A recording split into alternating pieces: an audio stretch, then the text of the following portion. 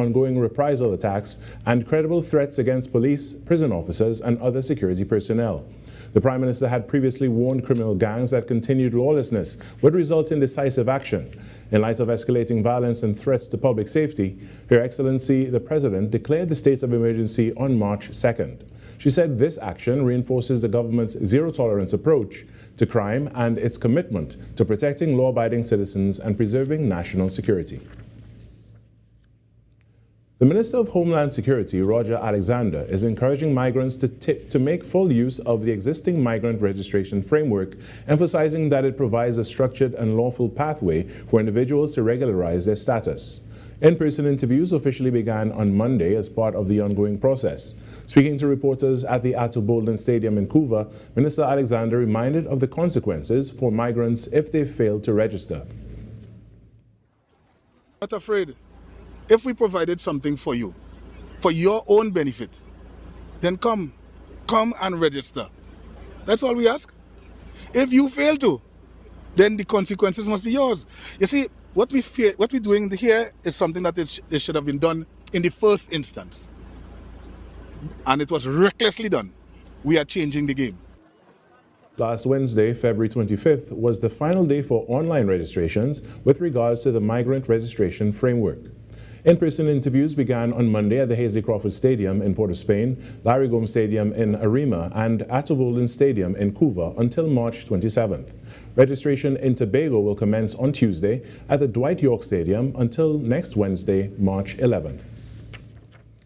And a 19-year-old student, Tobagonian student, is currently stranded in Abu Dhabi as military tensions intensify across the Middle East, involving Iran, Israel, and the United States.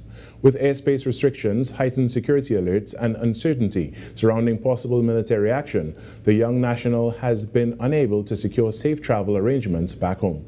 Chief Secretary Fawley Augustine confirmed that the young man, Raylan Taylor, was scheduled to return to Tobago on Sunday after attending Candidate Day at the New York University, Abu Dhabi. All flights are cancelled. The family is indicating that he's safe.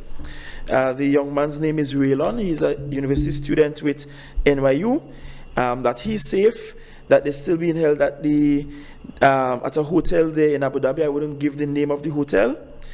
And certainly the family reached out. I received this message at 11:15 a.m. Mr. Augustine noted that he has been actively following up on the matter.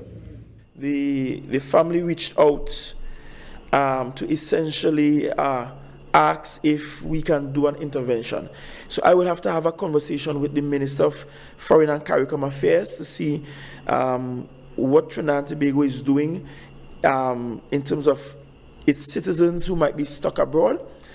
And then I'll be able to give a detailed response in terms of what we can do. The Chief Secretary explained that while the Tobago House of Assembly stands ready to assist where possible, the closure of airports may pose significant logistical challenges. He emphasized that the immediate priority is ensuring Mr. Taylor's continued safety. And in some sport now, the West Indies senior men's team were stranded in India after their elimination from the ICC Men's T20 World Cup, being hosted by India and Sri Lanka. In a media release issued on Monday, Cricket West Indies says international flight routes have been severely impacted by the regional security situation, forcing airlines to adjust scheduled services. CWI is coordinating with the ICC and airline partners to arrange the earliest safe departure for the squad and support staff.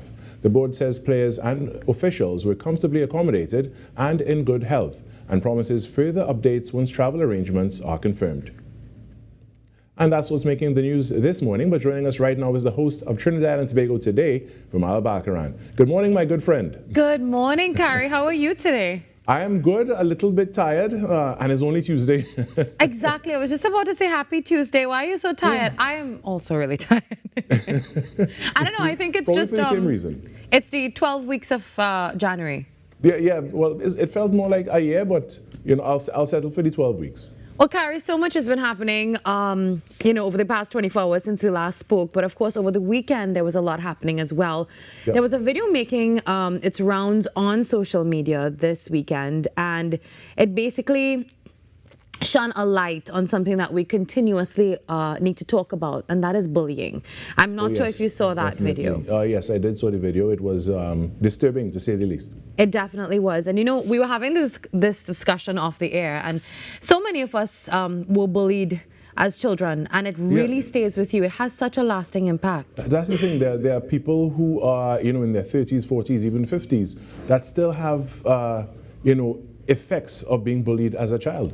And also, Carrie, there's still adults who are bullying people and are victims of bullying. Yeah, we even see it in the office place sometimes. Exactly. So, you know, just a little message to parents this morning, guardians, please, please, please try to be as involved as you can in your children's lives. Ensure that they are not a victim of bullying or they are a bully themselves. Please, there's only so much parents can do, but hopefully that's true, because they're not with them 24 hours a day, right?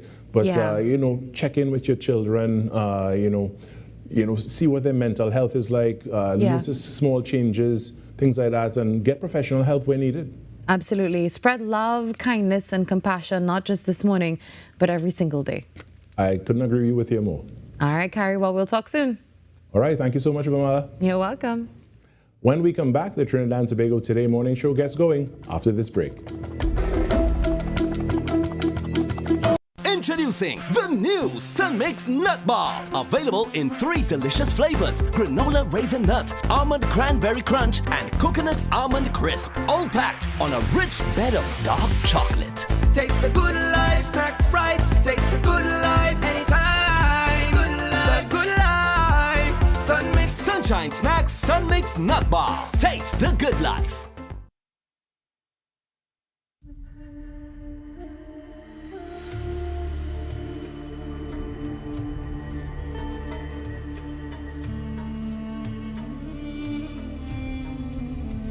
أعوذ بالله من الشيطان الرجيم يا أيها الذين آمنوا كتب عليكم الصيام كما كتب على الذين من قبلكم لعلكم تتقون. This powerful verse from the Holy Quran invites us to embrace reflection, self-discipline, and spiritual renewal. Join us daily on TTT Limited for special Ramadan features, inspiring messages, heartfelt moments of devotion, and reflections that uplift our nation.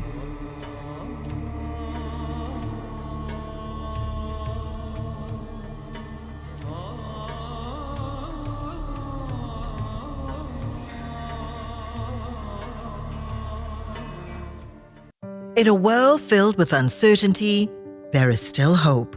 When the weight feels heavy and the night feels long, remember, your story isn't over. God's promises are still true, His love is still strong, and your breakthrough is still coming. Join us for Messages of Hope, Words of Encouragement with Pastor Jesse, presented by Youth Fires. Hope lives here, only on TTT. I'm Renee Sion with another edition of Caribbean Week in Review.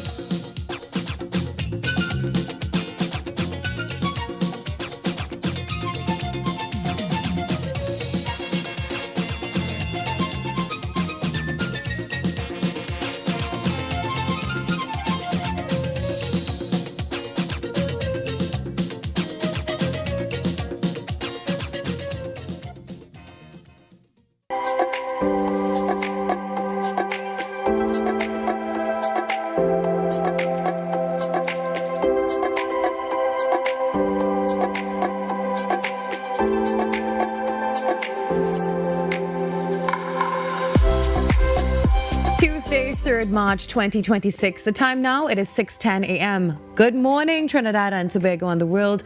I'm Virmala Balkaran, and of course, welcome to Trinidad and Tobago Today. Well, let's take a look at what's trending this morning. Breaking news that we woke up to. Prime Minister Kamla Prasad-Bisesa has declared a state of public emergency in Trinidad and Tobago effective today, Tuesday, March 3rd, 2026.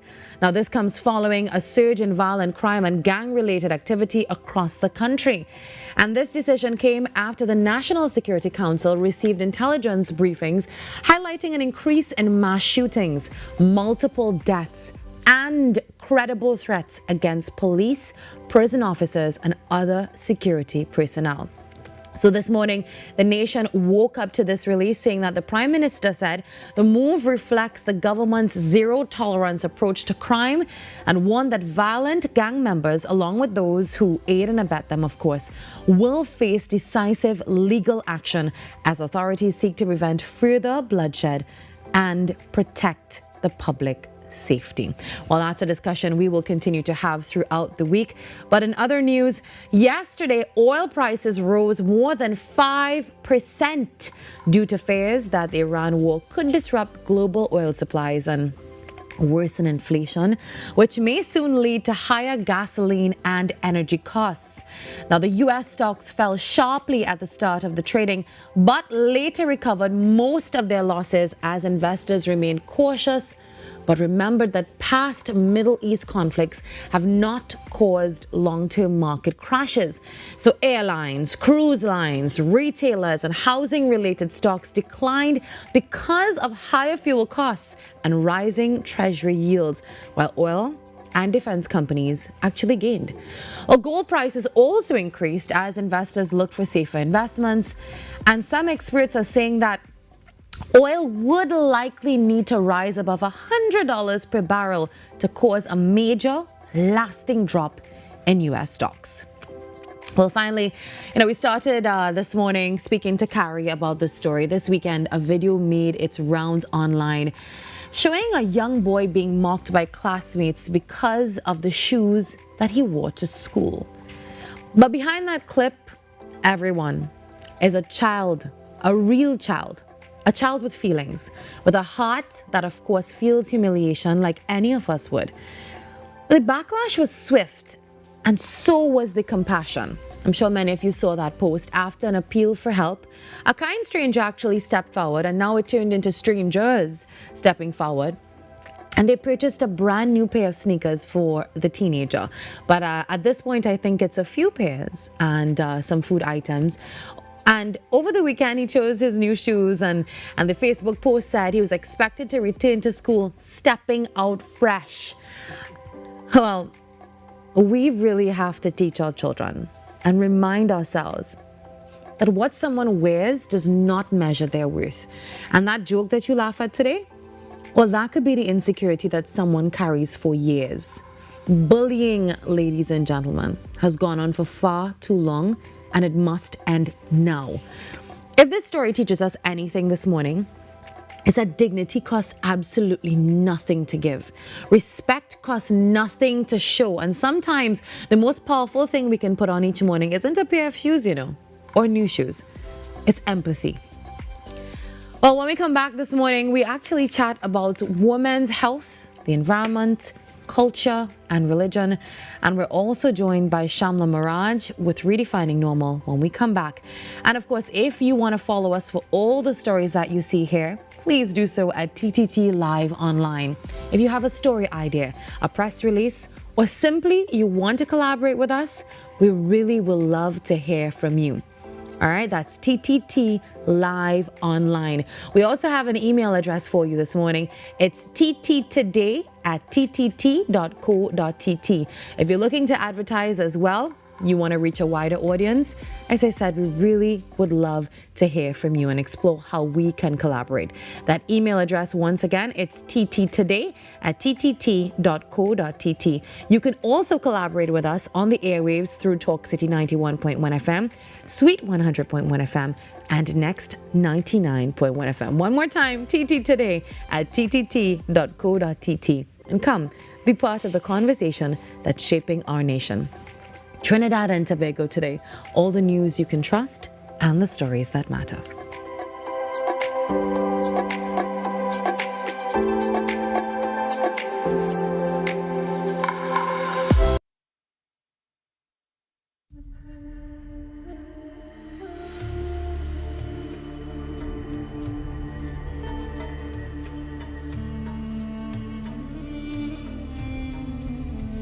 أعوذ بالله من الشيطان الرجيم يا أيها الذين آمنوا كتب عليكم الصيام كما كتب على الذين من قبلكم لعلكم تتقون. This powerful verse from the Holy Quran invites us to embrace reflection, self-discipline, and spiritual renewal. Join us daily on TTT Limited for special Ramadan features, inspiring messages, heartfelt moments of devotion, and reflections that uplift our nation.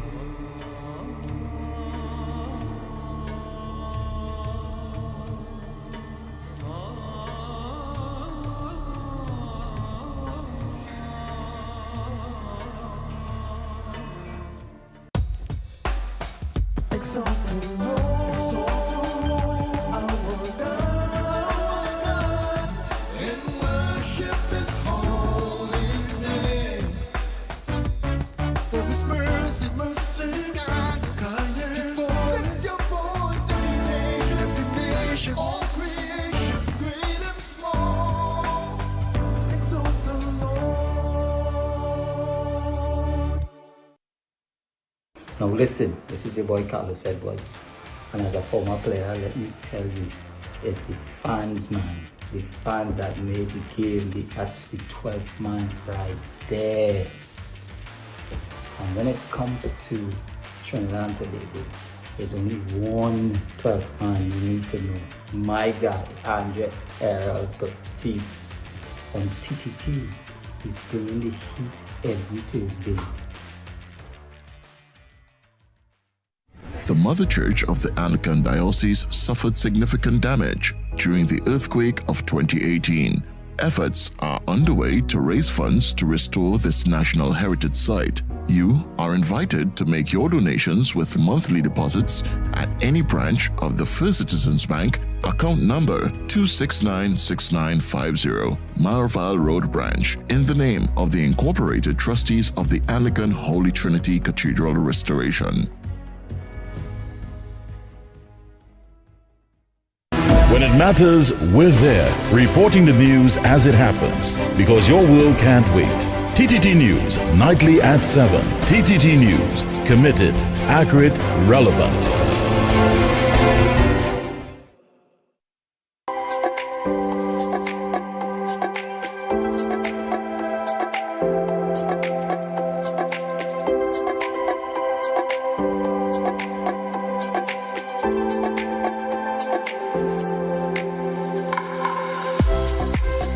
A new national study published in the peer-reviewed journal Curious is shedding light on childbirth trends right here in Trinidad and Tobago.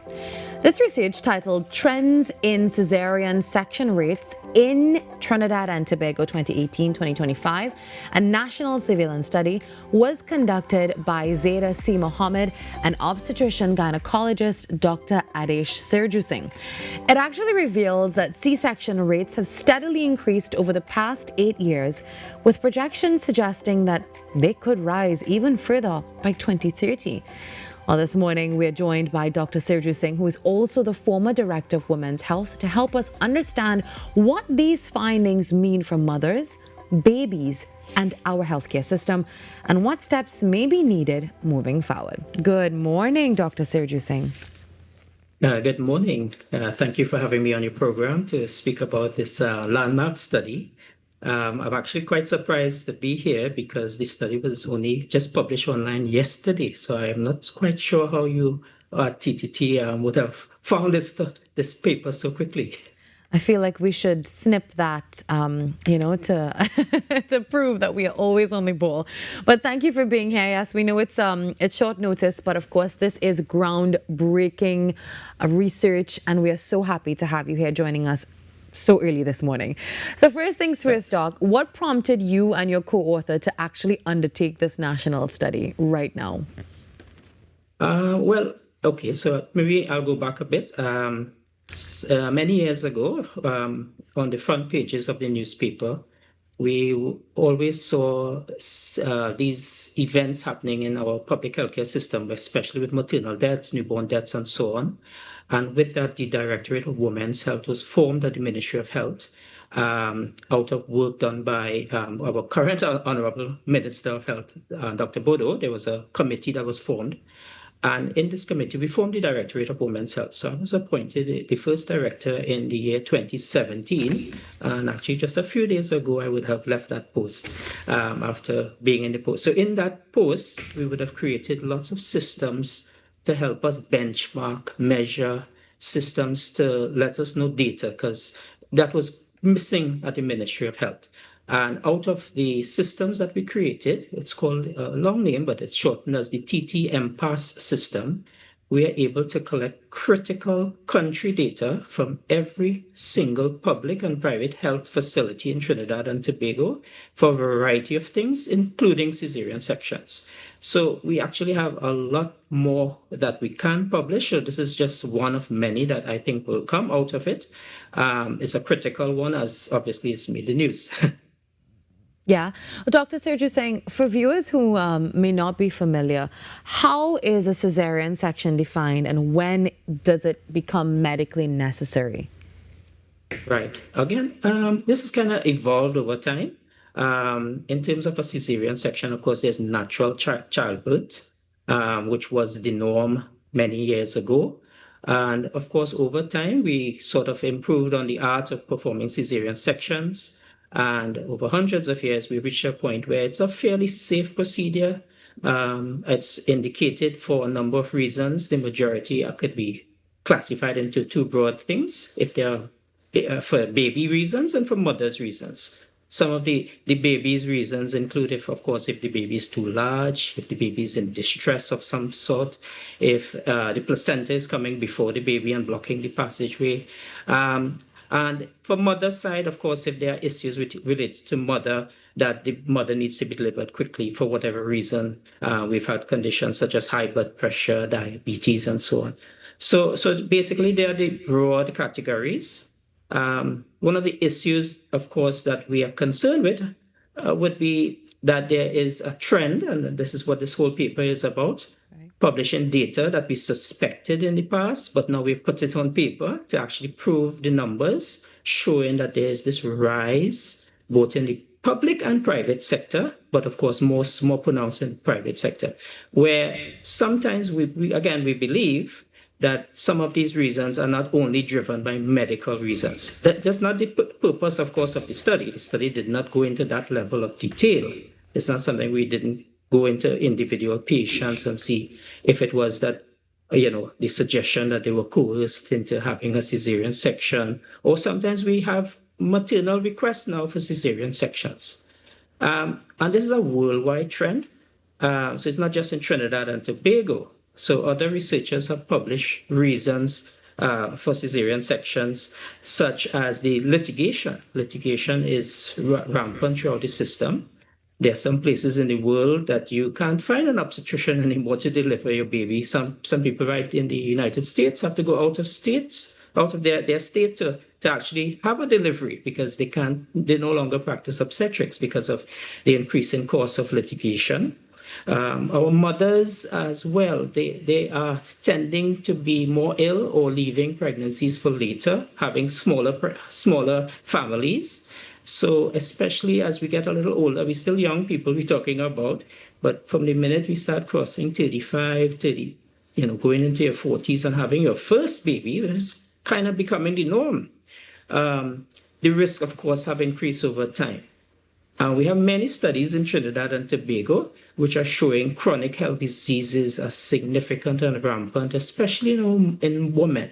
obesity, increasing age, as we said, high blood pressure, and other medical disorders now complicate pregnancies. So those are some of the general reasons why there might also be that trend.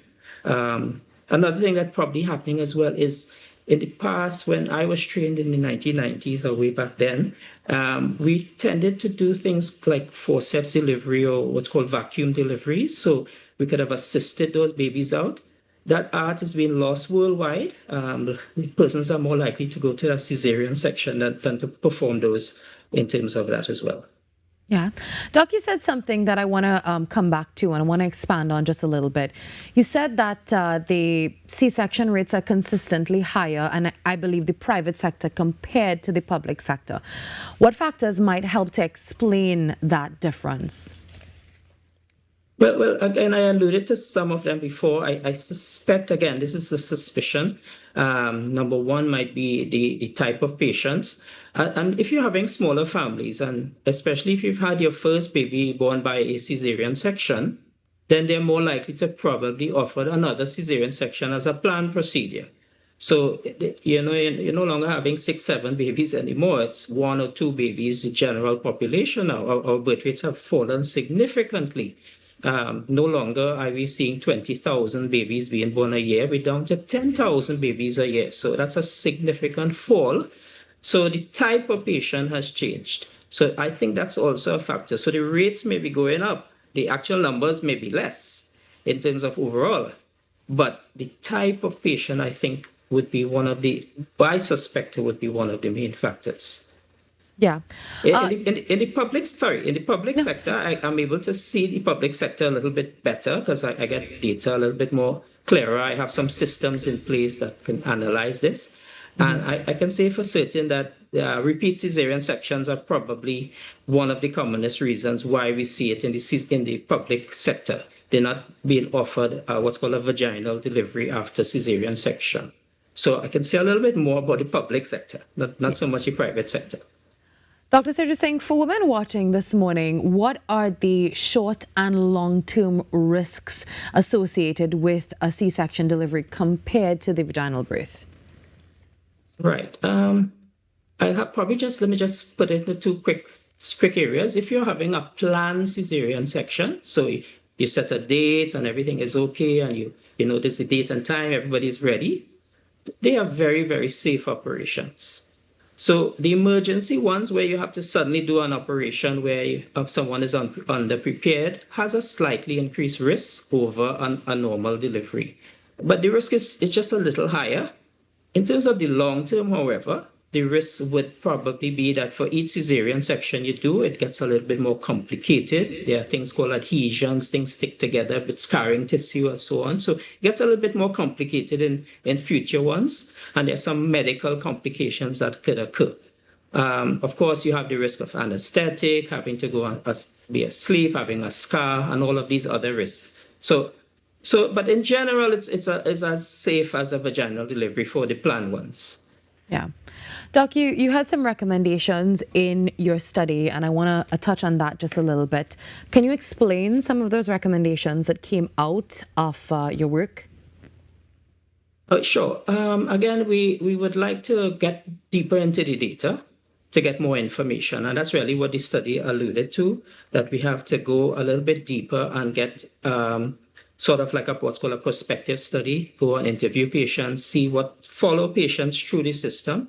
We can do so a little bit more again in the public sector because we have a digital system that we enter patients' data in throughout the public system, Trinidad and Tobago, which represents 90% and more of our deliveries. Just a small percent, less than 10% deliver in the private sector.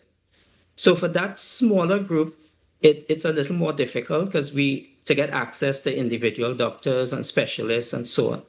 I think I would recommend that if you're practicing out of a nursing home, and the nursing homes are regulated, so it's up to the institutions where these doctors practice to have a little more, investigative power and say, hey, why might this doctor almost have 100% cesarean section rate? Patients can ask more questions out of the study. I think that's the number one thing. You're empowered to do so. Say why, keep asking those questions. Is there a need for so? And I think all of this probably starts, and I kind of said it before, you could probably take a preemptive action long before. A lot of our patients as well don't plan their pregnancies. Pregnancies happen. Less planning is involved as well. So a lot of planning is important. Be healthy before you are pregnant. Take your vitamins, follow your orders, attend your doctor regularly, and maybe you're less likely to have a cesarean section as well. So that's another way to help prevent it in the future as well. Yeah.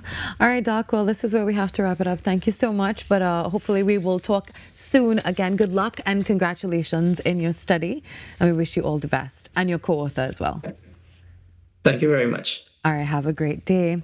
The time now, 6:30 a.m. That was Dr. Adesh introducing that new study in curious title, Trends in C-Section Rates in TNT, a study from 2018 to 2025. When we come back, we continue with Trinidad and Tobago today. We're taking a look at what's happening in the United Arab Emirates. We actually have someone joining us from there and more.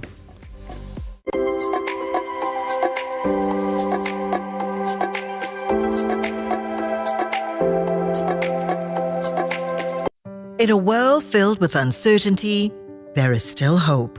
When the weight feels heavy and the night feels long, remember, your story isn't over.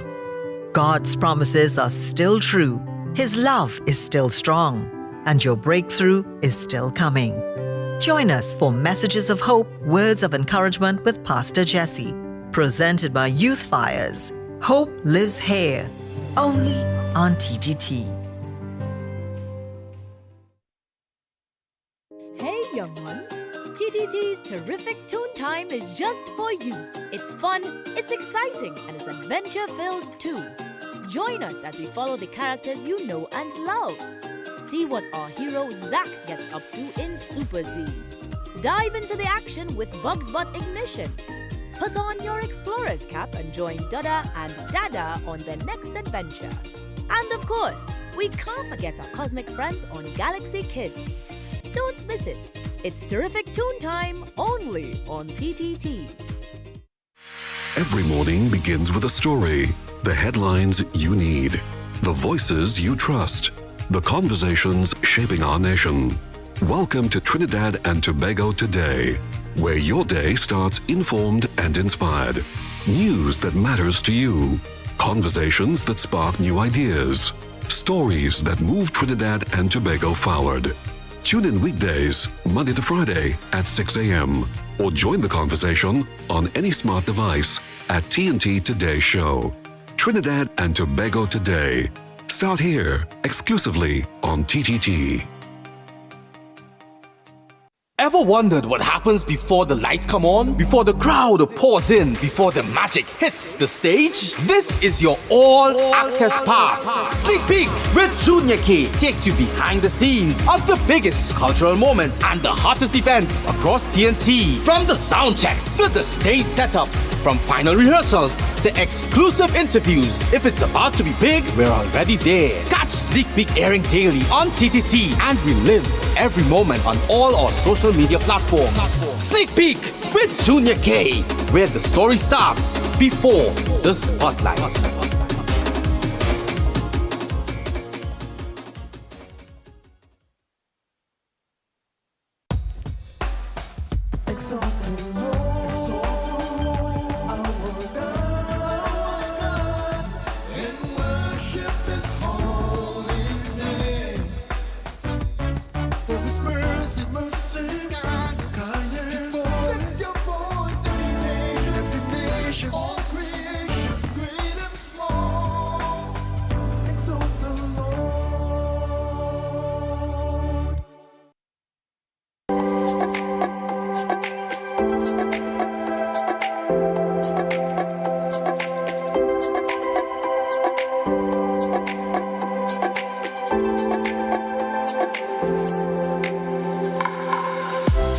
In a major Amid escalation of the wider Middle East conflict, Iran launched a large-scale ongoing attack on the United Arab Emirates starting on February 28th, shortly after U.S. and Israeli strikes on Iranian territory.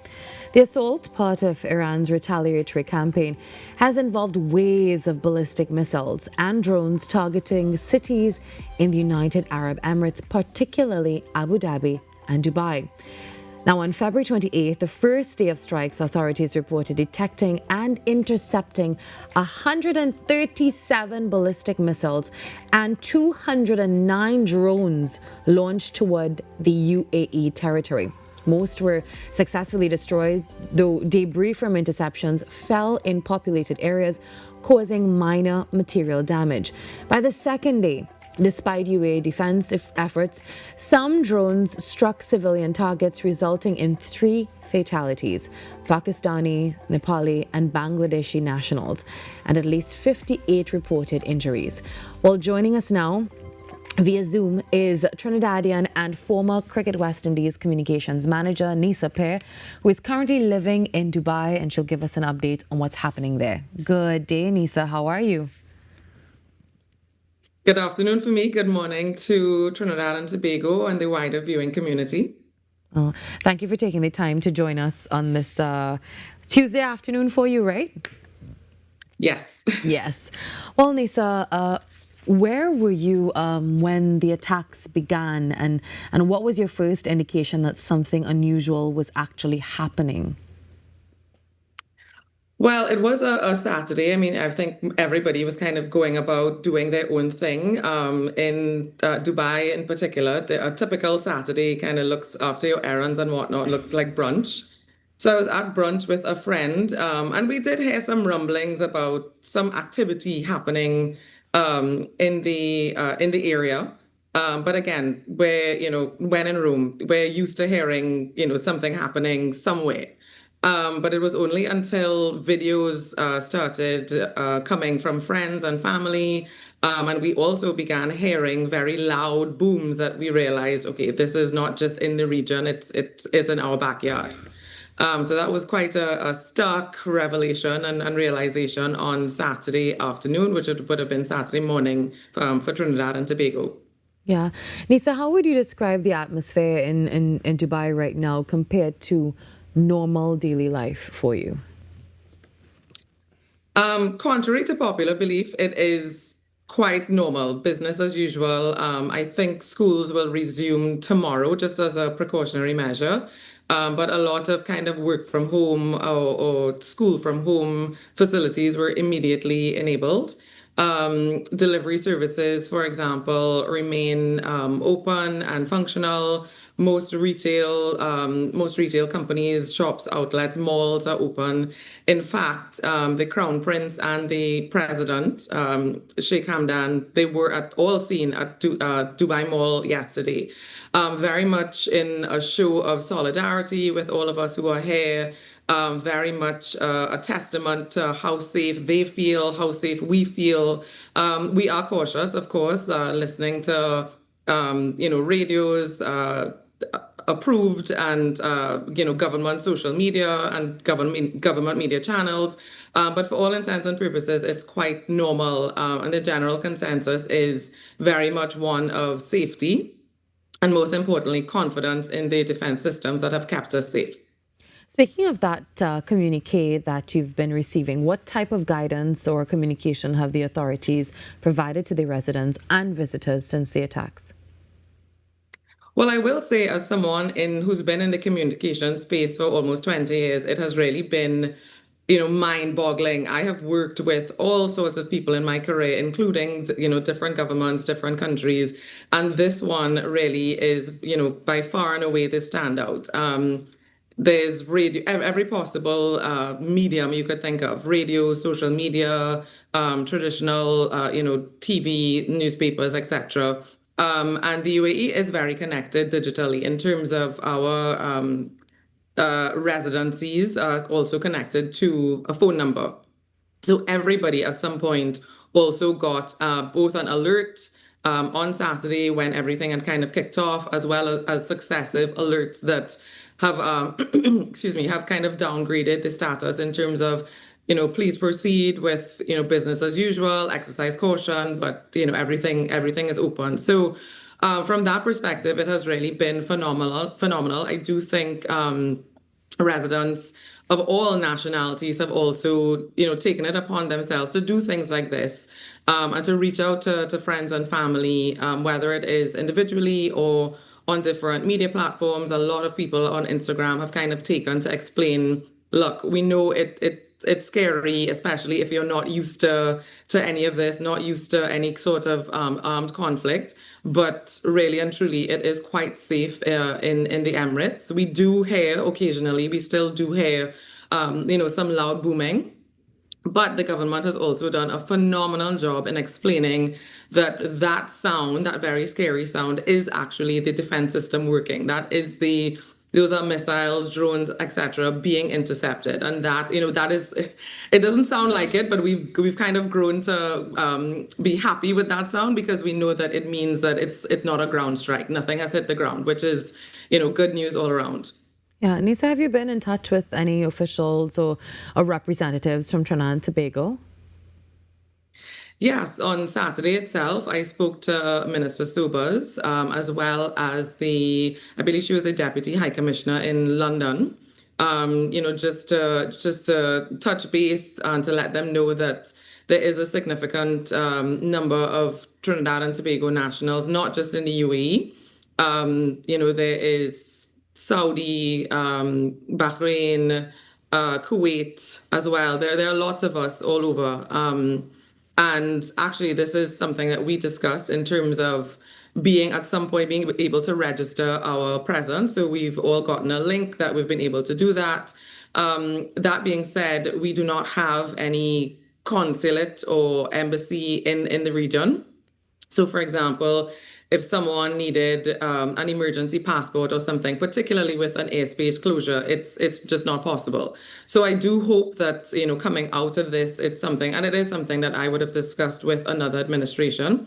So I do hope coming out of this is something that all governments, and around the region as well, because not all countries are represented here. I do think there very much is the need for kind of discussing a way forward when it comes to that. But we have been in touch.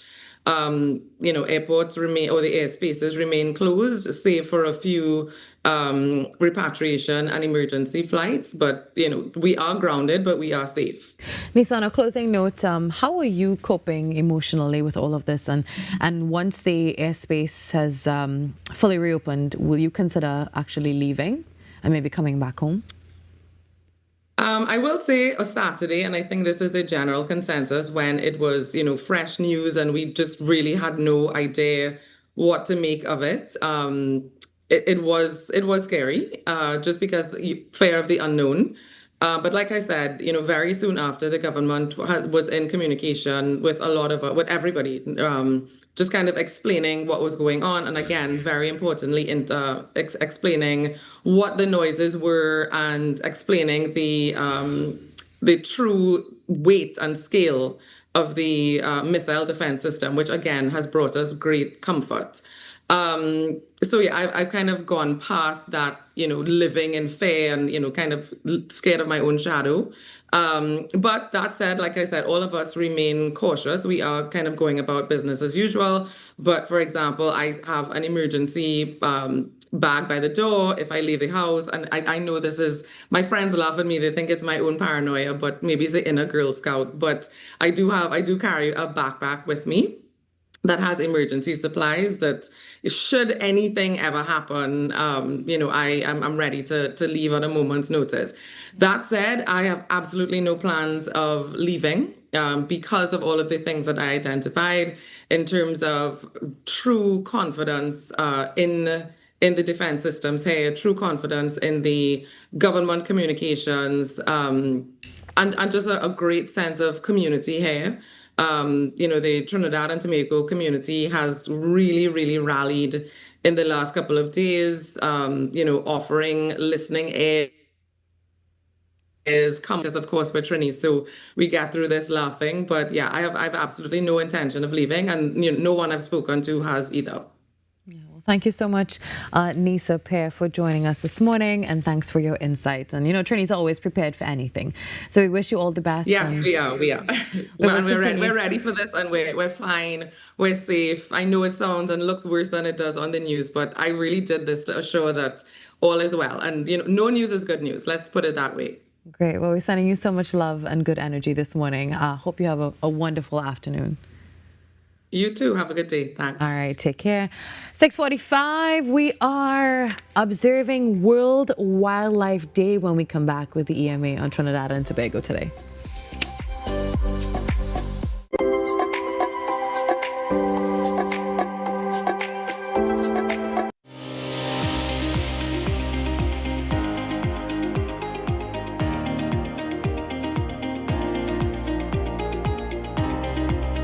Health and wellness, the core of our existence on planet Earth. Let us hear the voices of our very own citizens, our local and regional medical community, scientists and climatologists.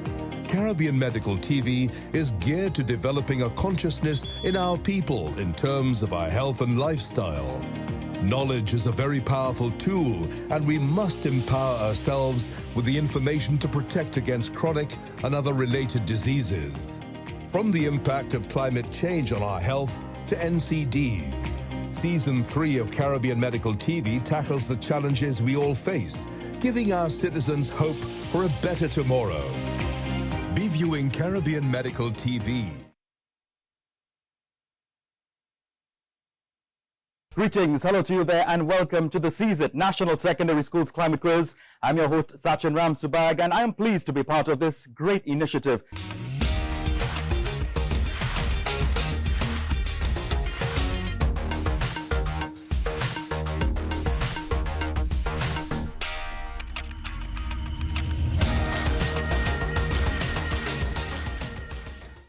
The Mother Church of the Anglican Diocese suffered significant damage during the earthquake of 2018.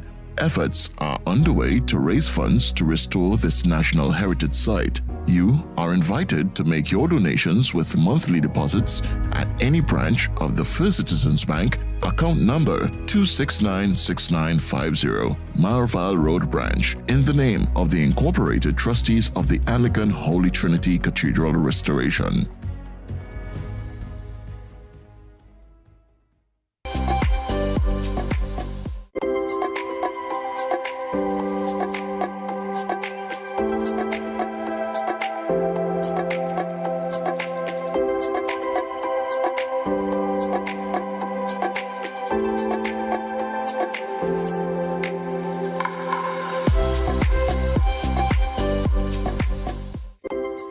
Today we join the international community in observing World Wildlife Day, celebrated annually on March 3rd.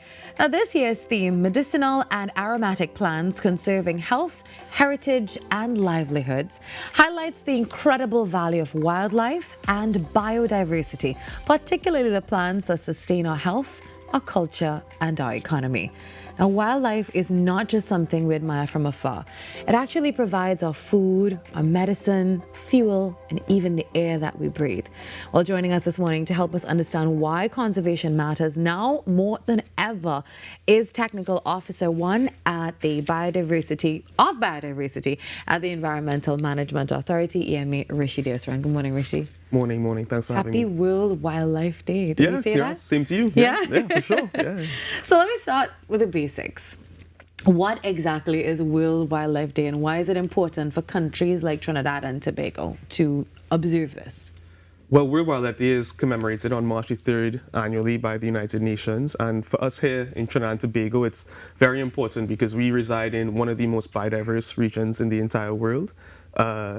It's a point of national pride, and I believe it's one of the things that makes Trinidad and Tobago so very, very special. I know this year's theme actually focuses on medicinal and aromatic plants. Why do you think that the UN chose this? Is there a specific need for this, especially in 2026? Yeah, I mean, every day we are losing biodiversity, and we are losing knowledge and culture. That's a big issue for contemporary society, and it's important that we look to the past and to our ancestors for traditional sustainable practices and methods on how to mitigate both climate change and support our health as a society. And many people don't realize, but we really do depend on wildlife and biodiversity. Can you tell us a little bit about that? Like, how do we really depend on that in our everyday lives so people don't realize that? Well, I mean, existentially, you know, to have clean air, clean water, and nutritious, healthy food to eat, you need to have healthy ecosystems, healthy soils, and you need to have pollinators.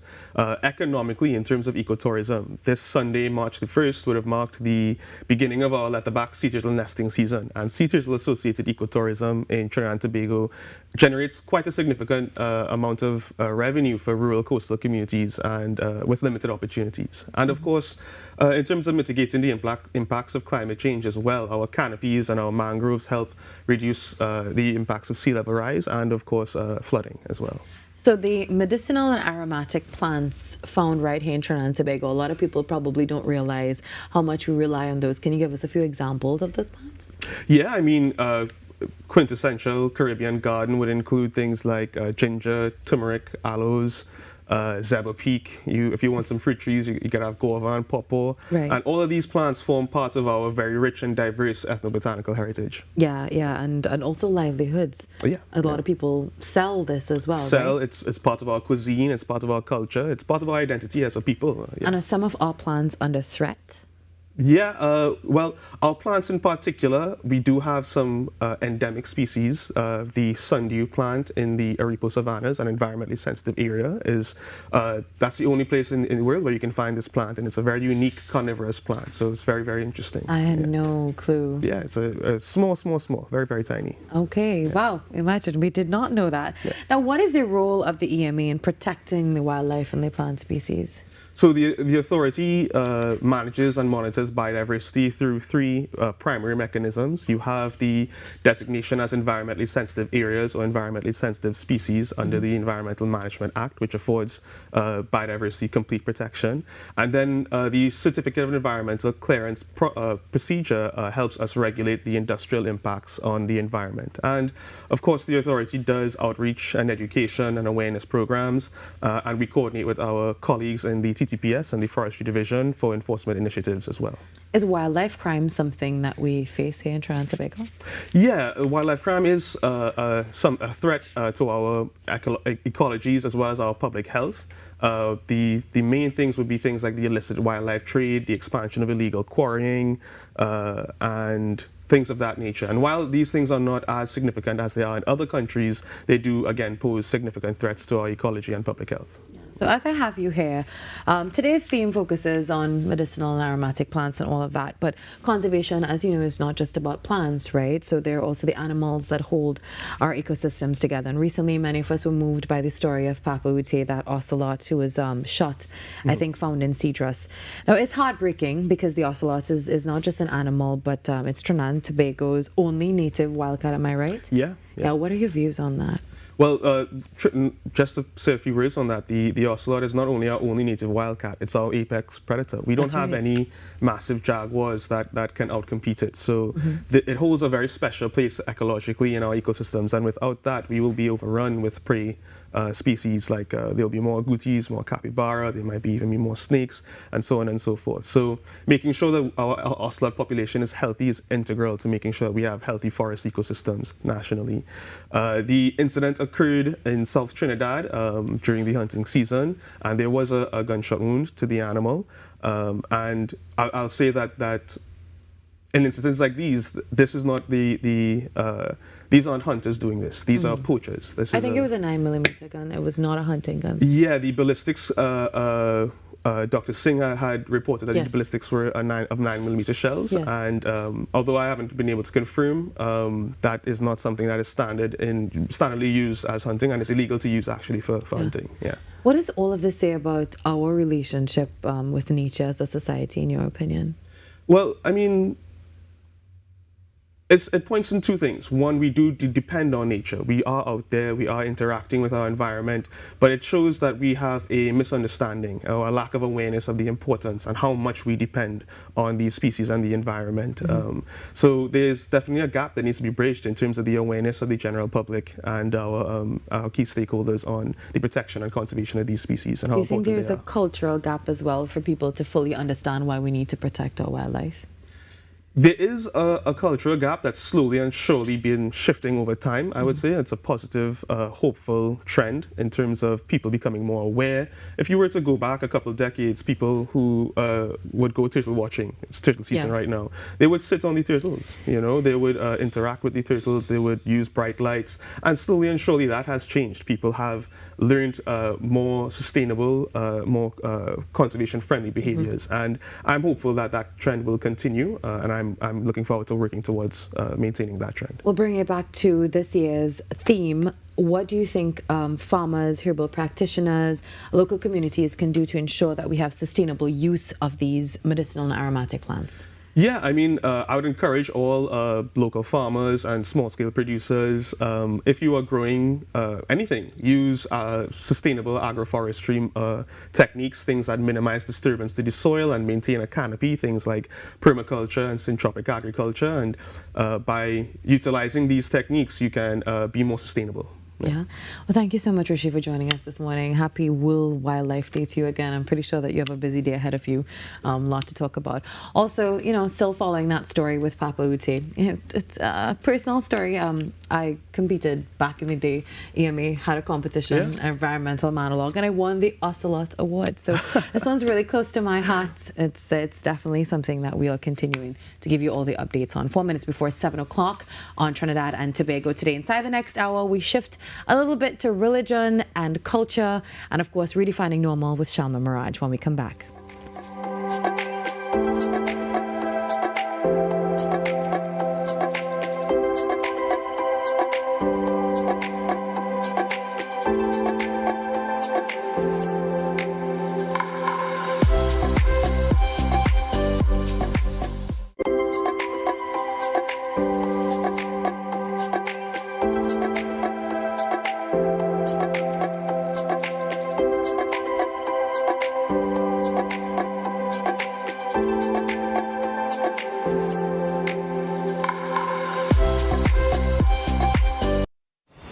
City 91.1. Thought-provoking conversations, bold perspectives, voices you trust.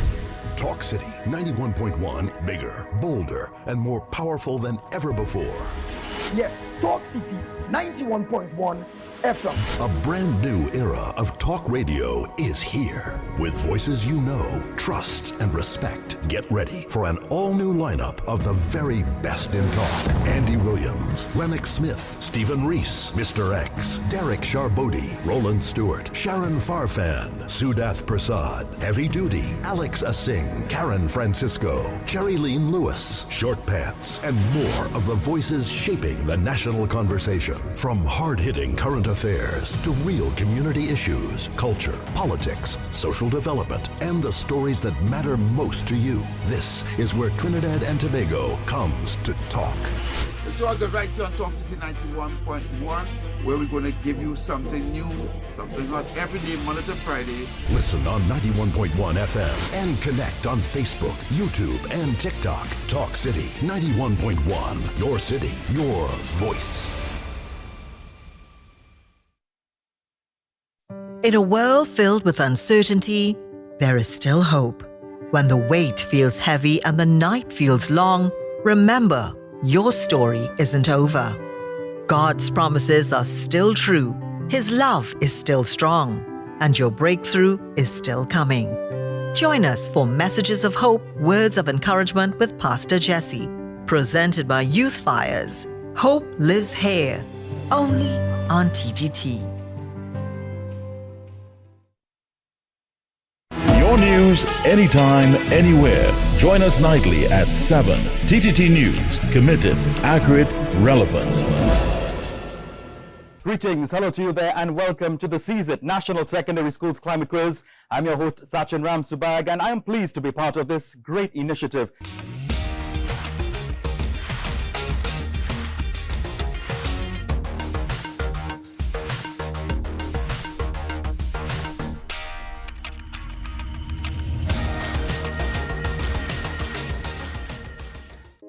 young ones. TTT's terrific Toon Time is just for you. It's fun, it's exciting, and it's adventure-filled too. Join us as we follow the characters you know and love. See what our hero Zack gets up to in Super Z. Dive into the action with Bugs Butt Ignition. Put on your explorer's cap and join Dada and Dada on their next adventure. And of course, we can't forget our cosmic friends on Galaxy Kids. Don't miss it. It's terrific Toon Time only on TTT.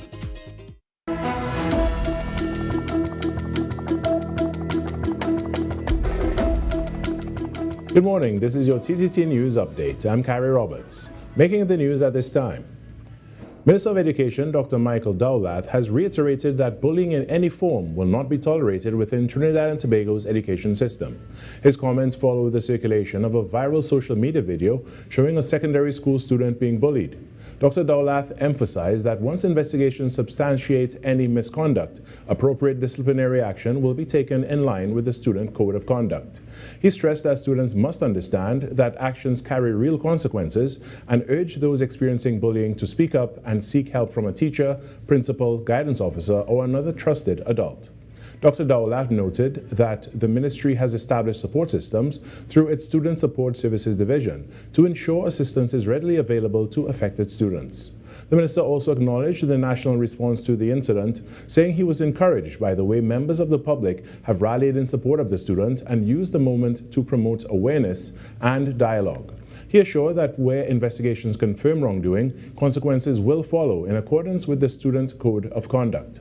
Additionally, Dr. Dowlath revealed that the ministry will soon launch an improved National School Code of Conduct, which will include a clear discipline matrix to guide consistent and fair responses to incidents. He reiterated the ministry's commitment to ensuring that every school remains a safe space where students can learn and grow. In other news, more than $250 million is spent annually to import corn into Trinidad and Tobago, with the bulk of it used as feedstock for the country's poultry industry. Minister of Agriculture and Fisheries Ravi Rathiram revealed that the heavy reliance on imported corn continues to place significant pressure on the nation's foreign exchange reserves. He explained that in response, the ministry is preparing to launch a 2-week pilot program in the Caroni area aimed at cultivating corn locally. Driven by the demands of the poultry sector, imported maize remains one of the single largest drains on the country's foreign exchange reserves. Speaking with farmers in Talparo over the weekend, Minister Rathiram said the ministry is taking steps to shift corn production back home, beginning with a short-term pilot project. The minister said the initiative is expected to help stabilize poultry prices and support farmers by reducing dependence on imported feed. He adds that once the pilot is successful, the program will expand nationwide and include guaranteed markets so farmers could know their returns even before planting. Meanwhile, Member of Parliament for La Horquita Talparo, Philip Watts, said discussions are underway to identify vacant lands across the constituency that can be made available for agricultural use, further supporting the ministry's efforts to expand local production. And in sport now, Trinidad and Tobago's young Soca Warriors made a commanding statement at the CONCACAF Men's Under-20 Championships, handing St. Martin a 4-0 thrashing in their Group E encounter. It was a masterclass from TNT's Under-20s in Costa Rica. Chaz Williams got the young Warriors off the mark in the 19th minute, collecting a cross at the edge of the box, gliding past defenders and the keeper with some fancy footwork before blasting home. Dominic Joseph then made it 2 before the interval, a bullet of a right-footer from outside the box that left the keeper with no chance. 2-0 TNT. Josiah Kalicharan added a third in the 69th minute, and Giovanni Hospitalis sealed the route 4 minutes from time to make it 4-0. A dominant Group E win for TNT as they seek qualification to the FIFA Men's Under-20 World Cup. And that was your TTT News Update. I'm Carrie Roberts. After the break, we return to Trinidad and Tobago Today.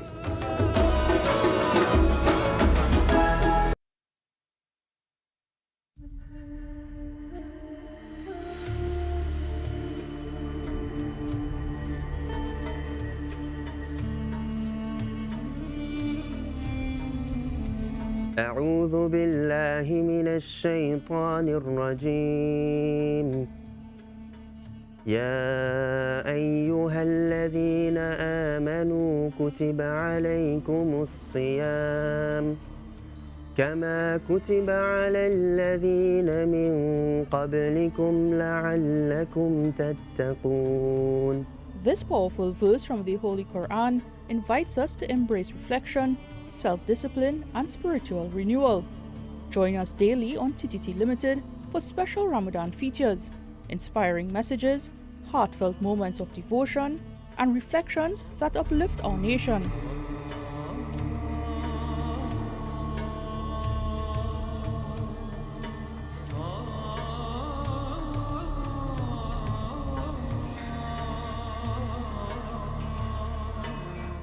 Greetings, hello to you there, and welcome to the CZIT National Secondary Schools Climate Quiz. I'm your host, Sachin Ram Subag, and I am pleased to be part of this great initiative.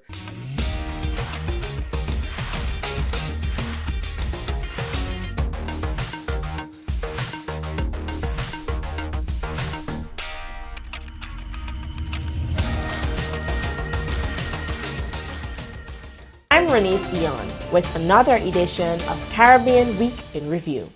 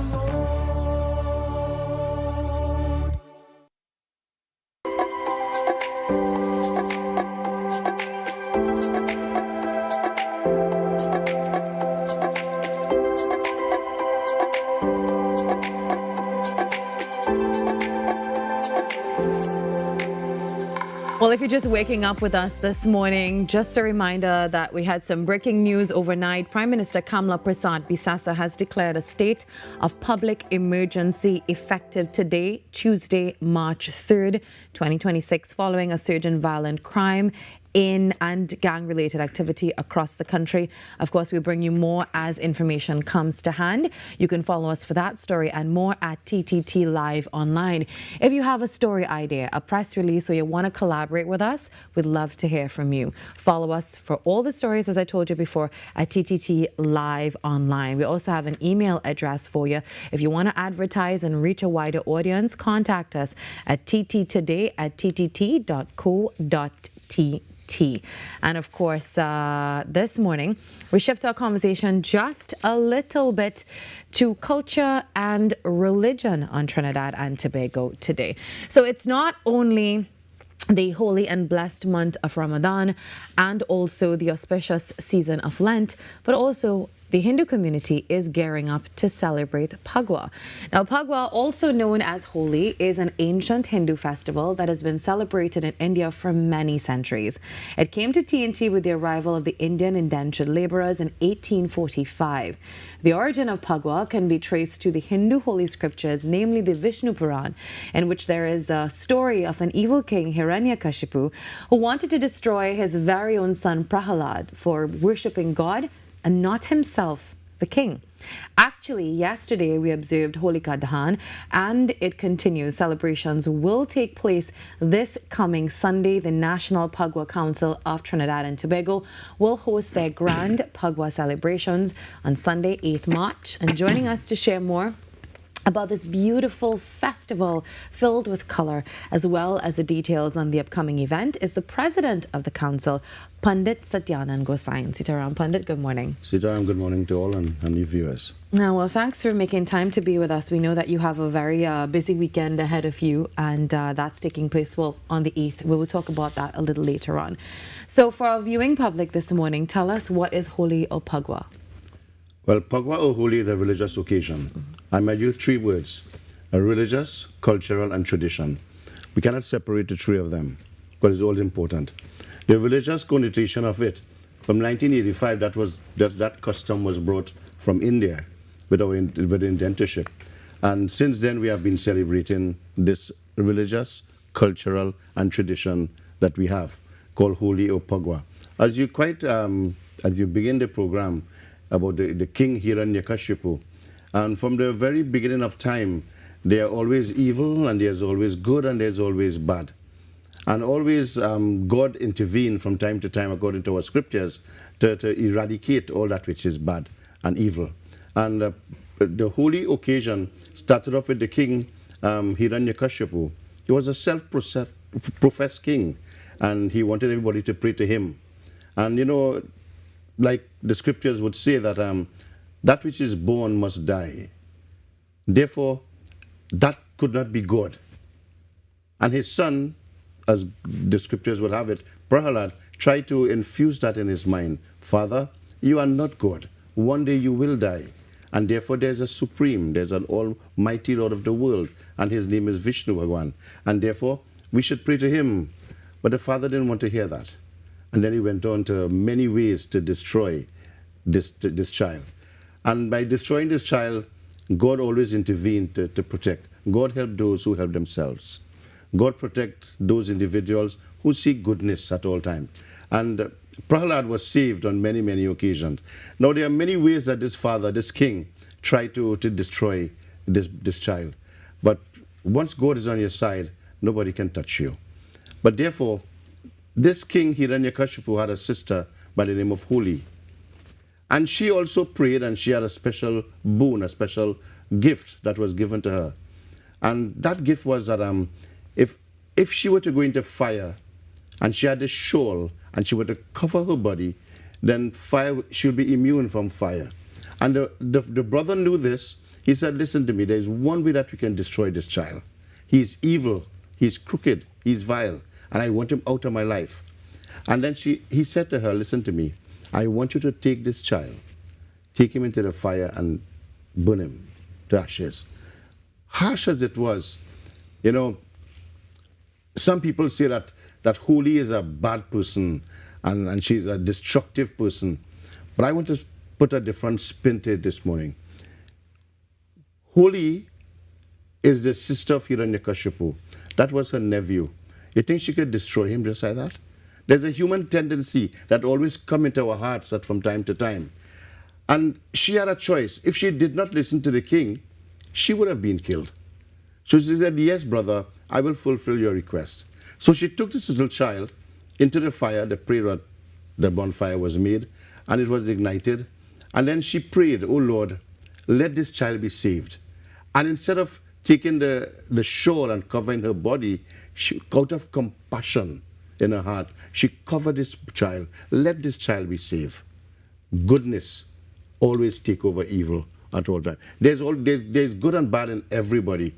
And there's a time that the goodness comes out. And when I listen to people say that they are burning Holika and she's an evil woman, there's no evil about that woman. She's a pious woman. Could you imagine that we are celebrating Holi after so many years and she was an evil person? They had to have some compassion, some love. Therefore, it stems from that. Holika was destroyed and they celebrated the triumph of evil, and then good prevailed, Prahalad. And from then they took the ashes and they smeared it among themselves. And tradition now started to change from time to time. From ashes and water, they made colored powder. And they made colored abir. So tradition changes from time to time as we go along. And this is how the celebration has evolved. So there's a religious connotation with it, where we maintain the religious aspect.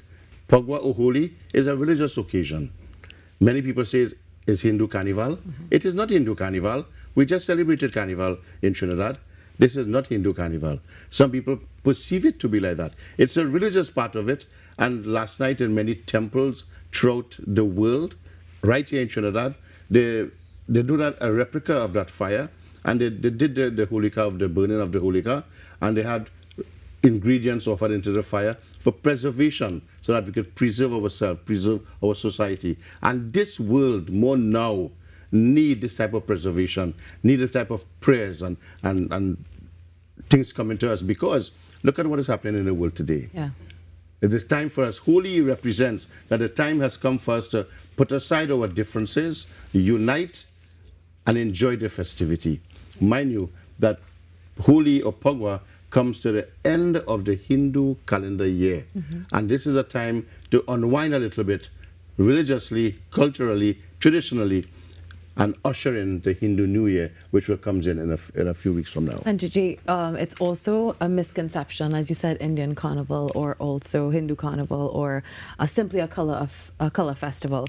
But can you clarify that Pagua is a sacred religious observance, and explain why alcohol, meat, and inappropriate behavior are not allowed and have no place in the celebration? But all Hindu festivals and rites and rituals are non-alcohol and is vegetarian. And it has always been like that, and it never changed. Even though we have been celebrating Pagua, yes, I want to emphasize that it is non-alcohol. No meat is involved, and it's a solemn occasion. It's a time to unwind in a religious way, in a divine way, and this is how it was celebrated from ever since. And we try to maintain that.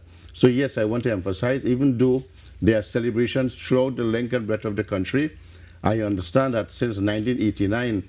There are some places who never celebrated Pagua, is celebrating Pagua now, and I'm happy for that. I'm happy every community can celebrate Pagua, but let us do it in the right way. Some people seize the opportunity to have big DJ music and song, and nothing wrong with song and music, but then they extend it further by having bars and so forth, and this should not be fostered. This is not what we are about in Trinidad. We're a National Power Council in celebrating Pagua celebration. Well, speaking about the music, tell us about Chowtal music that is usually sung and played. Well, Chowtal is a type of song. It's a type of upbeat song, and it's very spicy, and it's all religious connotation. Now, our ancestors who came from India, there are two different types of songs. There are book songs that speaks of the scriptures, and then there what they call a rasik, where our ancestors, the older ones who know the Bhojpuri and so forth, they would compose song, showing pikong, just like you have the calypso, showing pikong with this one or that one and the next. They will create sober words, showing little pikong for this one, for the next one, and they would compose it in Bhojpuri Hindi, and all those things are recorded. All those songs we have in our archives, and we play it from time to time for people to enjoy. Yeah. And as time goes on, we see the upcoming singers, they have their own version, bring in their own piece, and nothing is wrong with that. Yeah. Music changes from time to time to accommodate the people and the class of the time. Yeah, as we see on screen right now, there's some footage of the Barataria Chowtal group. Can you tell us why there's usually two sets of singers on either side, and how does this clash go? The Hindu music is very unique. The Chowtal is a type of beat. You sing one time, and then the next side answer back. Chow means 4, so it's 4 times you go slow, and then 4 times you go fast. Yeah. And then you take it up from there. So, and then there's Chowtal, there's Biraha. You probably heard of different. The Biraha is the more composition where they compose different type of songs, and then they have the Ulara, which is the short upbeat one. Instead of listening to a whole Chowtal for 25-30 minutes, there's a nice little piece will give your foot a little kick that you could jump and dance to it. Well, speaking of jump and dance, the upcoming National Pagua celebration, it's taking place on Sunday, March 8th. That's this coming Sunday at the Arangwe Savannah. Tell us about that. What can the public expect? And I think this goes from 1 to 6 p.m., right? Yes. We have been celebrating, this is our 59th year in celebrating Pagua at Arangwe Savannah. First of all, the celebration really started on the streets of Arangwe. right wrong by the salmon tree. But because of the way the celebration has grown, we have taken it into the savannah, where it's a rightful place there. And this year we are having a band, RJ and the band, Rishi Gayadeen, a very eloquent musician, and we have different artists coming to do some performance, Nadia Madhu, Nishad Sultan, Adis Samaru, Hitman, and some beautiful songs, Himlata, Dindial, and also at the same time we are inviting Chautal groups to come. There are a lot of dance group. What we see happening over the many years is that a lot of young children, they get involved in the dance aspect of it, and they mix the Bollywood song with the local songs, and we have nice performances on stage. So we look forward to Arangwa Savannah coming to life again with great colors, and we hope that the people will come out and join with us. Arangwa Savannah is the home of Pagua. It has been so. I could only remember that it's only 1 year that we really canceled Pagua, not because of the state of emergency, but 1 year we decided to not have Pagua celebration around West Savannah. And I decided to go out from place to place in the different communities. Let me see what is happening outside. And what I see outside is nothing compared to what we do at around West Savannah. Pagua celebration is not taking 10 barrels and putting 2 platforms and having a group to come and sing. We must have some class. We must have some class added to it. You know, when we look around for culture, and especially Hindu culture, it is very difficult to get, and I really want to make this plug, it's really difficult to get funding for anything that we do. But therefore, I'm not bashing anybody, but we at the National Power Council, we are fended for ourselves. If I want to propagate my culture, I'm not going to go begging Tom, Dick, and Harry. We find our way. We make our way to have the celebration, and it is not easy to hold a celebration around West Savannah. But we're asking people to come. We always ask people to help and help and help, but you know, the excuse is Carnival just finished. The budget is used up. Well, hopefully everyone will come out and support. It's taking place on Sunday, 8 March at the Arangwa Savannah between 1 and 6 p.m. And of course, there's all the information on their Facebook page. That's the National Pagua Council of Trinidad and Tobago. Panditji, finally, what message would you like to leave with everyone as we celebrate Pagua 2026 or Holi? Well, I want to say to the whole world that just as good takes over evil, the inner meaning of Pagua is that we must work on ourselves. That's how we prepare ourselves to go into the Hindu new calendar year, right? We must purge ourselves. This is a time of purging ourselves. And more so, the country needs that. The world needs that. The world needs us to be better people. The world needs us to be better citizens. The world needs us to be better human beings. And not only must we do that, we must be our brothers' keepers, our sisters' keepers. Unite ourselves, and there's a greater purpose in this world. There's a greater purpose of understanding. There's a greater purpose of coming together, because we all have to live in this world together. So I want to wish everybody a happy Pagua, Holi, and may you enjoy in the right way. And you know, so we get, even though we tell people, please keep away from the alcohol. You know, when we clean up the savannah the next day, could I tell you what we see? But that is, let me leave that alone. I'm just saying to you, let us do it in the right way, and let me enjoy it, and let us purge ourselves. As Hindus, we usher in the new Hindu calendar year. Let us go into that with great favor and joy and spirituality in our hearts. Observing Holi or Pagua 2026 on Trinidad and Tobago today. Thank you so much, Pandit Sityanand Gosain, for joining us this morning. Well, Trinidad and Tobago is a shining example of cultural harmony, you'll agree, where diversity is embraced through shared celebrations. So as we just discussed, Pagua or Holi is one such festival deeply cherished by the Hindu community. In this edition of Right Here, we experience the vibrant festivities at the Hindu Prachara Kendra. Holi, or Pagua, is a festival of good over evil and faith over fear. Its origins lie in the Bhagavata Purana, where King Hiranyakashipu demanded worship as a god, but his son, Prahlad, remained devoted to Lord Vishnu. Enraged, the king's sister Holika lured Prahlad into a fire, believing herself immune. Yet justice prevailed. Holika perished, while Prahlad was unharmed. Today, Holi celebrates this victory, a powerful reminder of faith's resilience.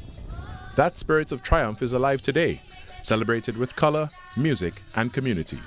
Here in Trinidad and Tobago, Pagua is more than just a religious observance. It is a cultural embrace, uniting people across backgrounds.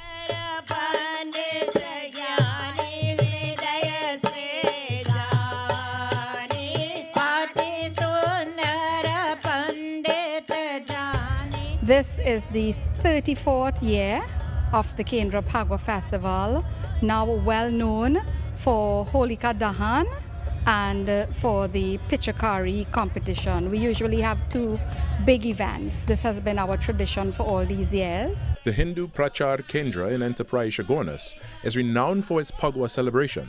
The day begins with prayers and hymns, setting a reflective tone before the festivities unfold. Traditional chowtals fill the air as clouds of abir, bright powdered dye, transform the crowd into a sea of color. This year, the use of petals was included to aid in conserving water at the mandir. The highlight for me, just like last year, was the shower of the bougainvillea petals. That was a really awesome idea. And incidentally, you see that in the movies, the old Indian film movies, you see that during Pagua as well. Laughter rings out as children and adults chase each other, and food stalls offer traditional sweets, adding to the festival's rich experience. Elders share stories of Pagua's significance, ensuring the tradition lives on. Integral to the celebration is the burning of the effigy of Holika, known as Holika Dahan, one of the key symbols of evil being vanquished. For many, the Kendra's Pagua celebration is not merely an event, it is a cherished homecoming. As the colors fade, the message remains that light will always triumph over darkness. I'm Carrie Roberts, giving you a glimpse into the paradise we have right here. Every morning begins with a story, the headlines you need, the voices you trust, the conversations shaping our nation. Welcome to Trinidad and Tobago Today, where your day starts informed and inspired. News that matters to you, conversations that spark new ideas, stories that move Trinidad and Tobago forward.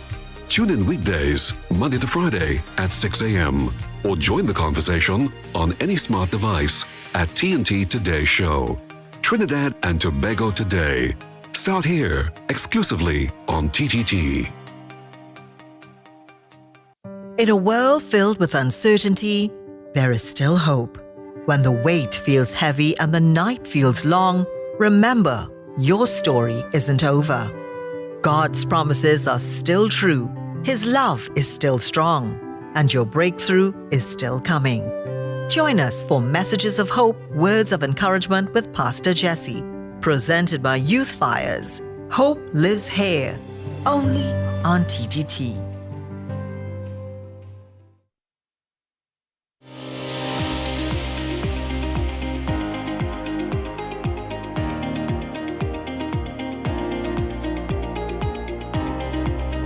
Health and wellness, the core of our existence on planet Earth. Let us hear the voices of our very own citizens, our local and regional medical community, scientists and climatologists. Caribbean Medical TV is geared to developing a consciousness in our people in terms of our health and lifestyle.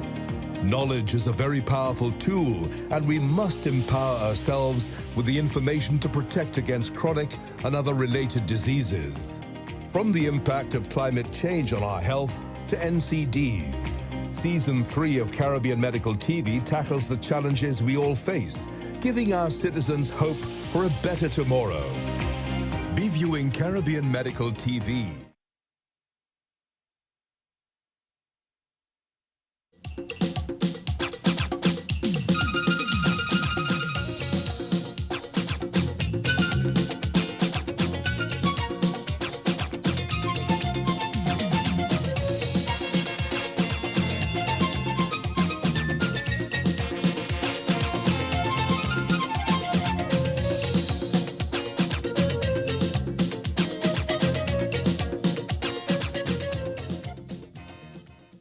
Greetings, hello to you there, and welcome to the CSIT National Secondary Schools Climate Quiz. I'm your host, Sachin Ramsubag, and I am pleased to be part of this great initiative.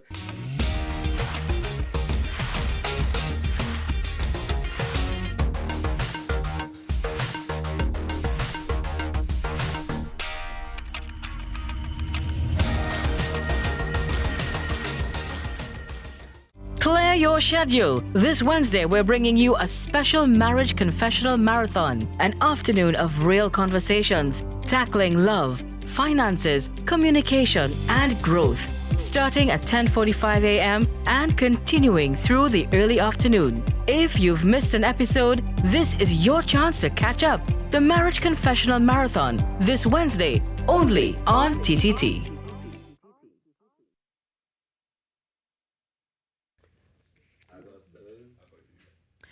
Well, remember, the government has once again declared a state of emergency in Trinidad and Tobago. That's effective today, March 3rd, 2026. Now, this comes after a spike in violent, gang-related crime following the end of the previous SOE in January. Well, our Prime Minister Kamla Prasad Bisesa has said that this decision came after National Security Council briefings revealed that there was an increase in mass shootings, multiple deaths, and credible threats against members of the police, also the prison service, and other security officials. She also stressed that this move is part of the government's zero-tolerance stance on crime, and she warned that gang members and anyone assisting them will feel the full brunt of the law and face strong legal consequences. Now, you would have remembered just a few weeks ago, we spoke a lot about the ZOSOS, that's with Dr. Garvin Hira and other experts. And unfortunately, that failed for the government. However, we will continue discussions on this current SOE. What does this mean for Trinidad and Tobago? And of course, the experts will weigh in as well. Well, you know the drill. All the stories that you see here and more, you can access them at TTT Live Online. A story idea, a press release. You simply want to collaborate with us. If you want to advertise with us, we are so happy. At TTT Live Online, you can do all of this. And of course, you can email us at tttoday@ttt.co.tt. Remember, if you're looking to advertise with us and of course reach a wider audience, we would love to hear from you and explore how we can collaborate. And also, if you want to collaborate with us on the airwaves through Talk City 91.1 FM, Sweet 100.1 FM, and Next 99.1 FM, that email address, once again, it is tttoday@ttt.co.tt, and you can be a part of that conversation that is shaping our nation. Trinidad and Tobago Today, news you can trust and the stories that matter. Well, just a few moments ago, we spoke about Pagua 2026. The celebrations are happening with the National Pagua Council.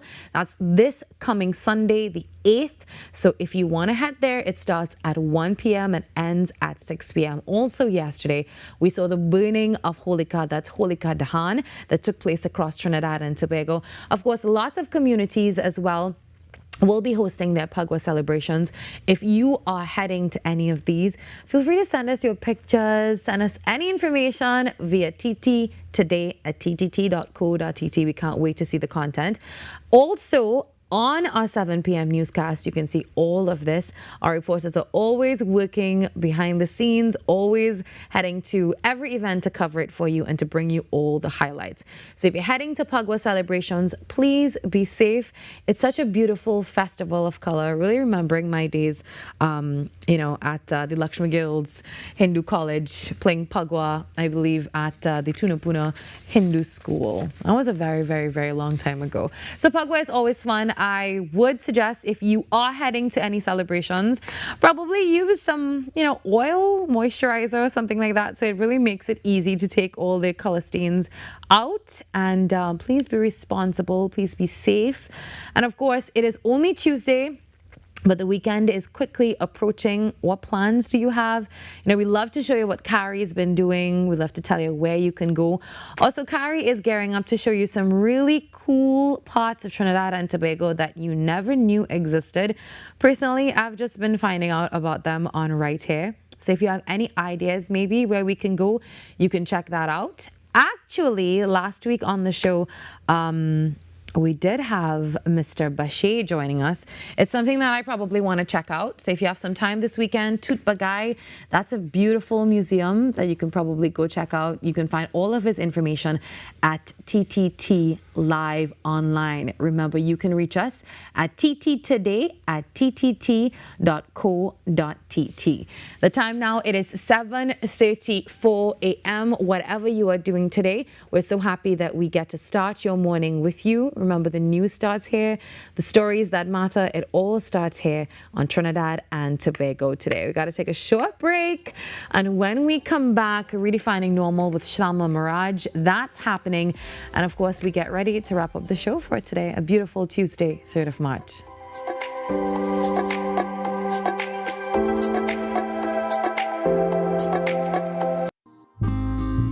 You are dearer to me than all the stars.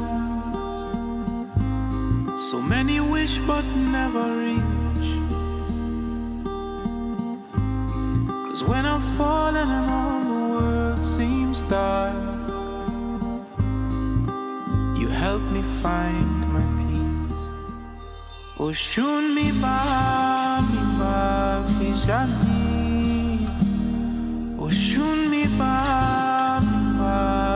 yeah. Oh, shun mi ba fishani. Arubita, yeah yeah yeah yeah yeah yeah yeah yeah yeah yeah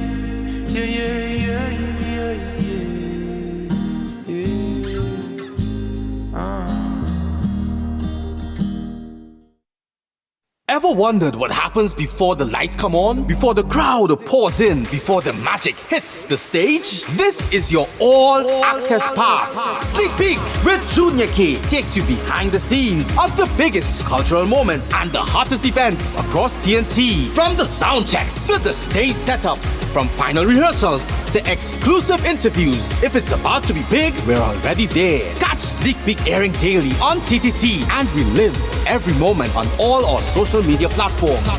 Sneak Peek with Junior K, where the story starts before the spotlight.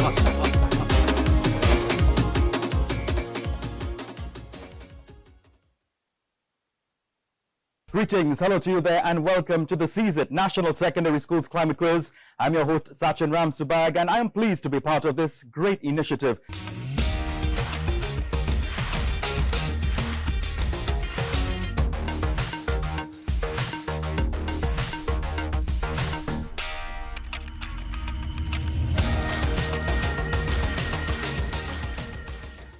It's that time of the year again, my friends. You feel it in the air. Football, football, football. It's back and everyone's locked in. This is Richard Torpedo Thompson and my Trinidad and Tobago people. I'll stay this straight. Fans make the game. Cheers, chants, passion. That's the heartbeat of football. There's only one 12th man that really brings the energy. That's Andre Errol Batiste on TTT. Every Thursday on TTT. Don't miss it.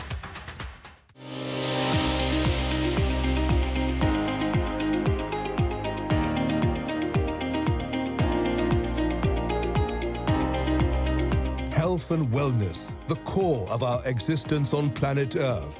Let us hear the voices of our very own citizens, our local and regional medical community, scientists and climatologists. Caribbean Medical TV is geared to developing a consciousness in our people in terms of our health and lifestyle. Knowledge is a very powerful tool, and we must empower ourselves with the information to protect against chronic and other related diseases. From the impact of climate change on our health to NCDs, Season 3 of Caribbean Medical TV tackles the challenges we all face, giving our citizens hope for a better tomorrow. Be viewing Caribbean Medical TV.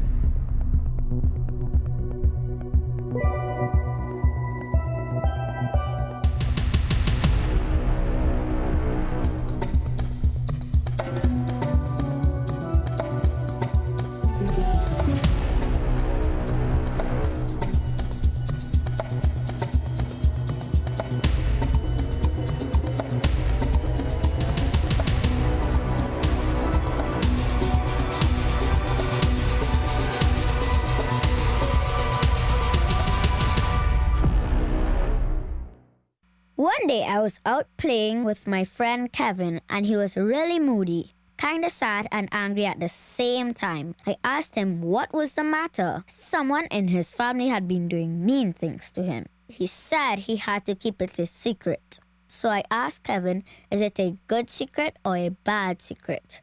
He said he didn't know. I explained good secrets are cool things like a surprise party or a gift for a special occasion. A bad secret is when someone hurts or harms you and tells you not to tell anyone. Sometimes they might give you little things to make sure you don't tell. That's another bad secret to keep. That's mean and controlling. Kevin said it definitely fell into the bad secret category. I felt this was something an adult should help with. Because as a child, when someone hurts you, you can feel really alone and afraid. And the best people to help you are the ones you love and really, really trust. I asked him if there was any adult that he trusted. So we worked up a little plan for Kevin to talk to one of them. A while after that, I could see my friend was doing much better. Now we tell all our pals about good secrets and bad secrets so that we can all feel brave, safe, and strong. Break the silence. Child abuse is one secret you should never keep. I'm Renee Sion with another edition of Caribbean Week in Review.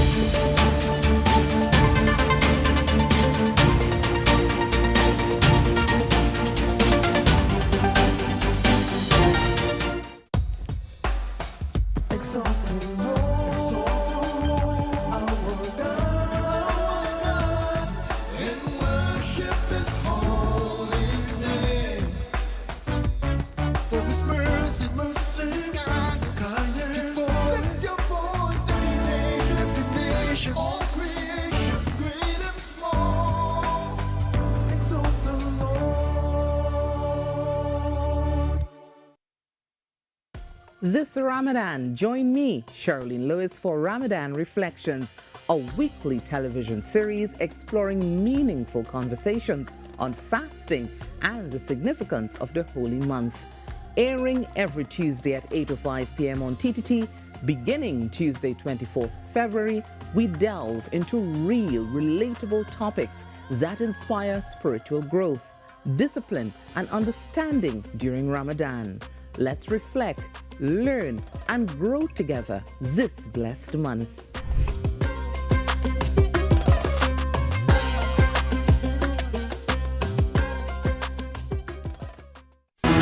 If it matters to you, it matters to us. We report the news, real stories in real time. TTT News, nightly at 7. TTT News, committed, accurate, relevant.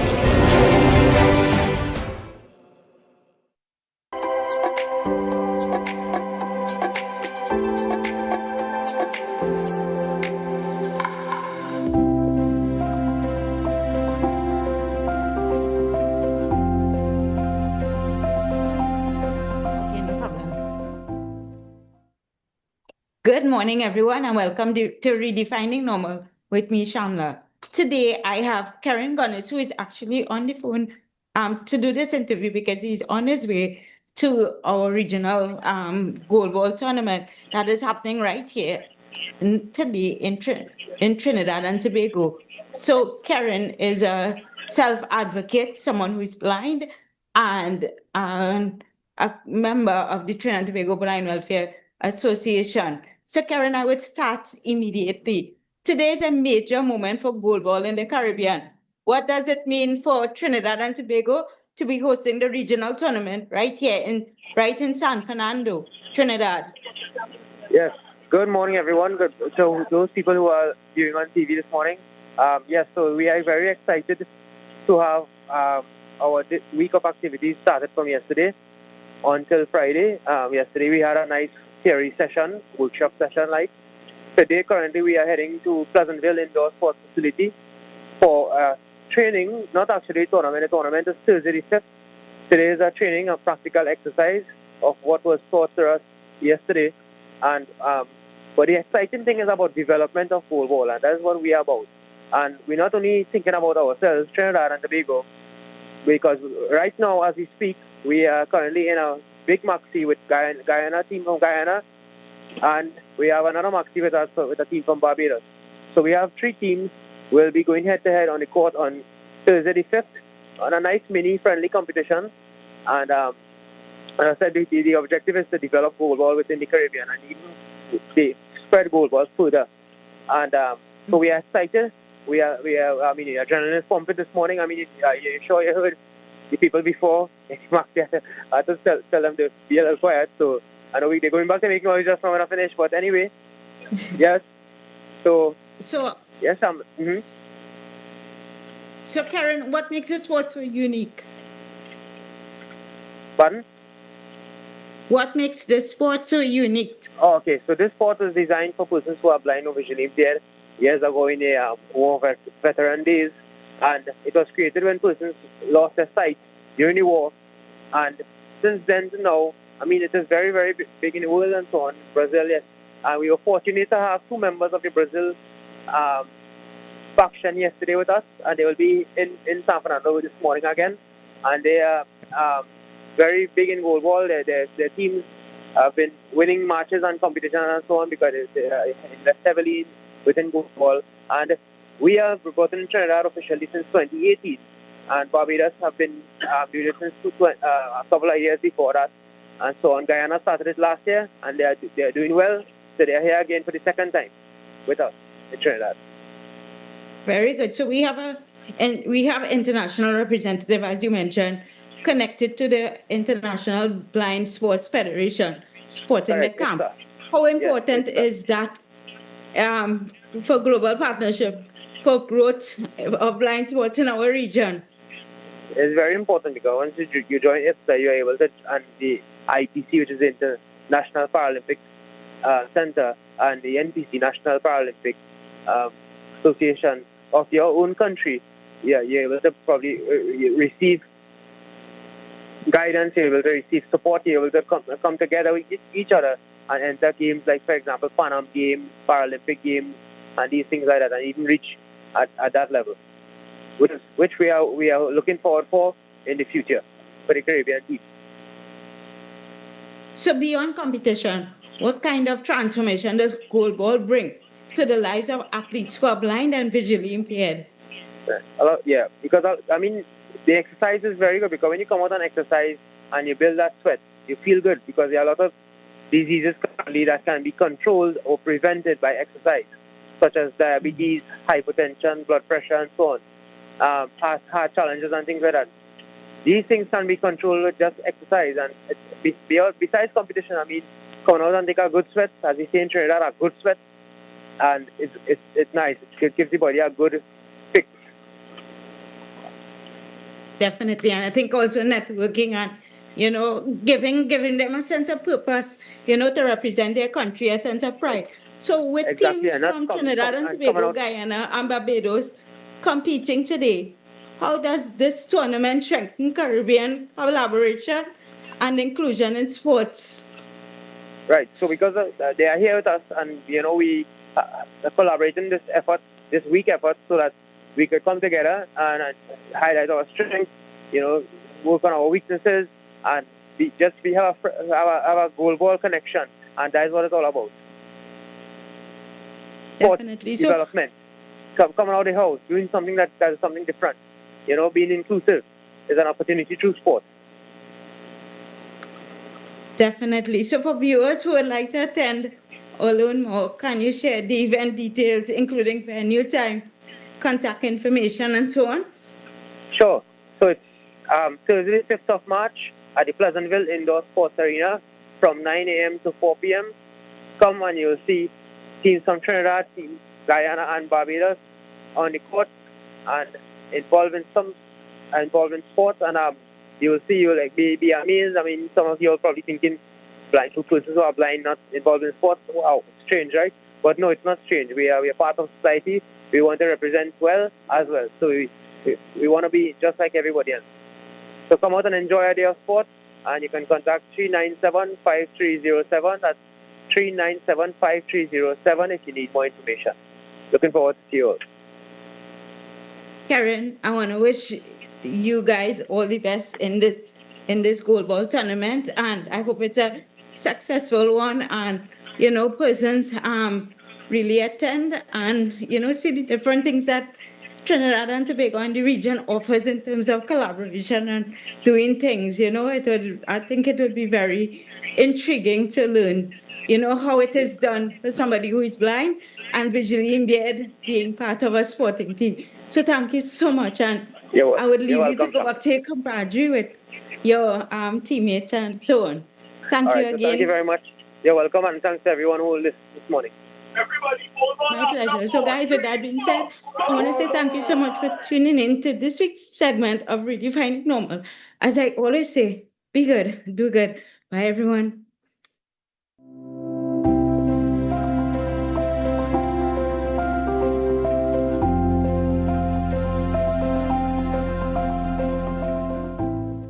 Thank you so much, Shamla Miraj. Redefining Normal. Always beautiful to share the space with you, especially on a Tuesday morning. Well, TTT Live Online, all the stories that you can find. We're going to take a break. When we come back, so much more on TTT Today.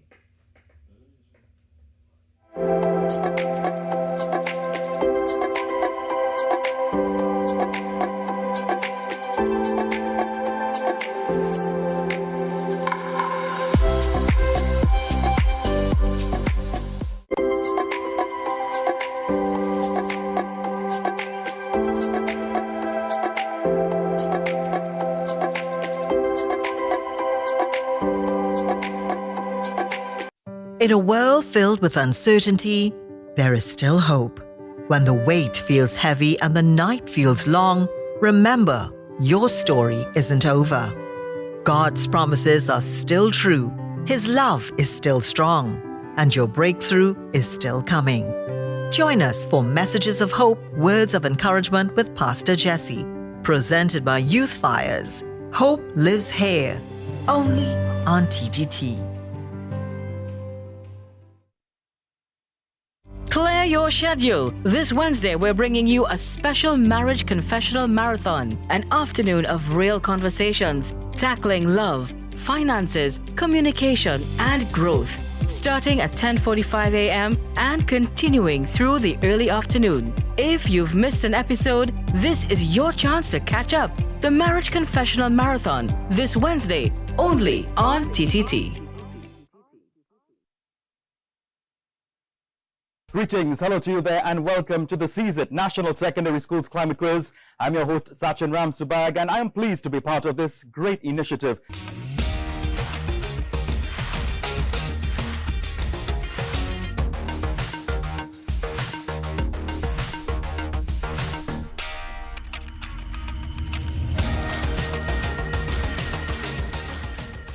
Unleash your imagination with TTT's terrific Toon Time. Join us as we stop evil geniuses from taking over the world on Super Z, or hop on board for a journey into outer space with Galaxy Kids. Be a part of our quest to save the forest alongside our robot pals from Bugspot Ignition. Or let's go exploring with Duda and Dada. It's fun-filled adventure with terrific Toon Time right here on TTT.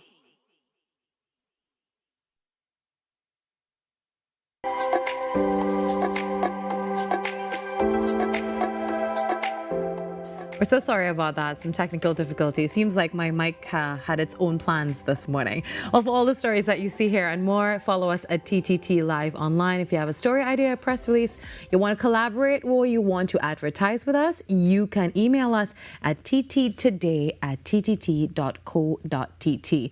So all the stories breaking this morning for you. Trinidad and Tobago is under a state of emergency effective today, March 3rd. Also, we're celebrating World Wildlife Day today, and the UN theme focuses on aromatic and medicinal plants. That's something we spoke about with the EMA.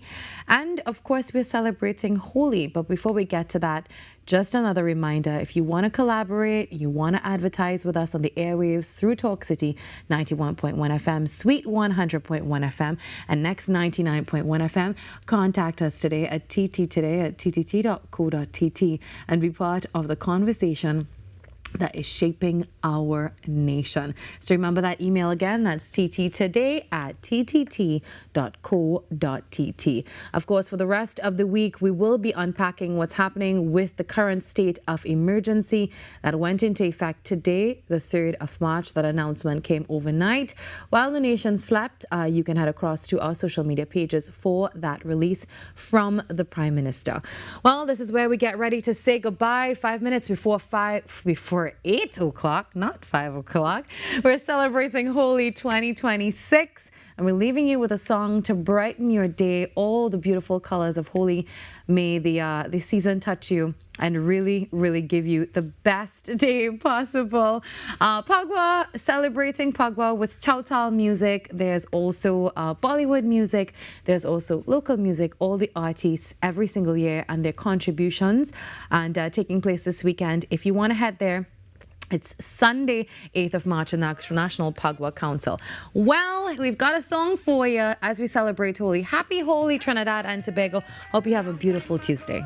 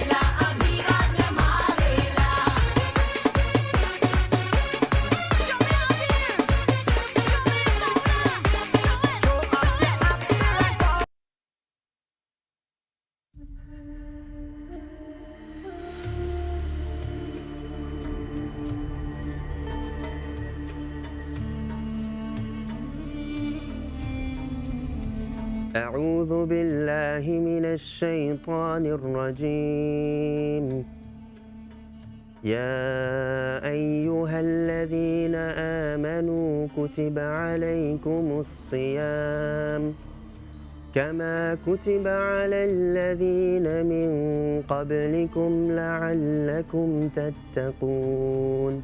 This powerful verse from the Holy Quran invites us to embrace reflection, self-discipline, and spiritual renewal. Join us daily on TTT Limited for special Ramadan features, inspiring messages, heartfelt moments of devotion, and reflections that uplift our nation.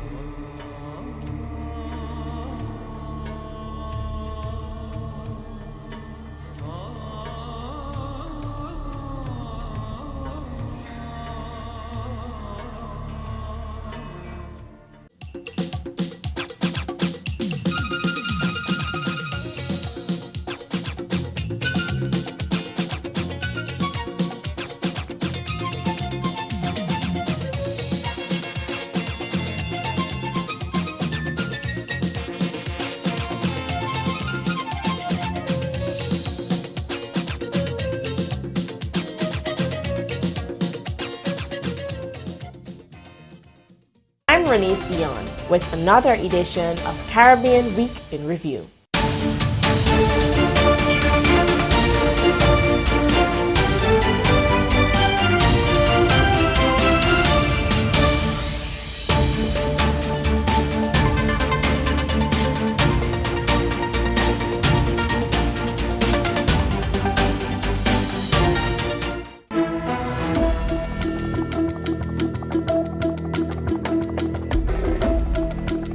Good morning, this is your TTT News Update. I'm Carrie Roberts. Making the news at this time. The Prime Minister has declared a state of emergency effective Tuesday, 3rd March 2026, following advice from the National Security Council. After meeting on March 2nd and receiving briefings from the Police Commissioner, Chief of Defence Staff and Head of the Strategic Services Agency, the Council noted a sharp increase in violent gang activity since the previous state of emergency ended on January 31st. Several incidents involved mass shootings, ongoing reprisal attacks, and credible threats against police, prison officers, and other security personnel. The Prime Minister had previously warned criminal gangs that continued lawlessness would result in decisive action. In light of escalating violence and threats to public safety, Her Excellency the President declared the state of public emergency on March 2nd. She said this action reinforces the government's zero-tolerance approach to crime and its commitment to protecting law-abiding citizens and preserving national security. The Tobago House of Assembly is moving swiftly to secure greater autonomy for the island. That assurance came from Chief Secretary Father Augustine during a media briefing on Sunday. Addressing a recent motion brought before the Assembly last Friday, Mr. Augustine expressed pride in his Executive Council's performance in his absence, noting that the decision to prioritize the matter was deliberate. When we discussed at the Exec Council meeting, prior to me departing for St. Kitts, we decided we wanted to go into the House and have this as our first major motion. Because when I tell you I want us to move quickly, I want us to move efficiently and quickly.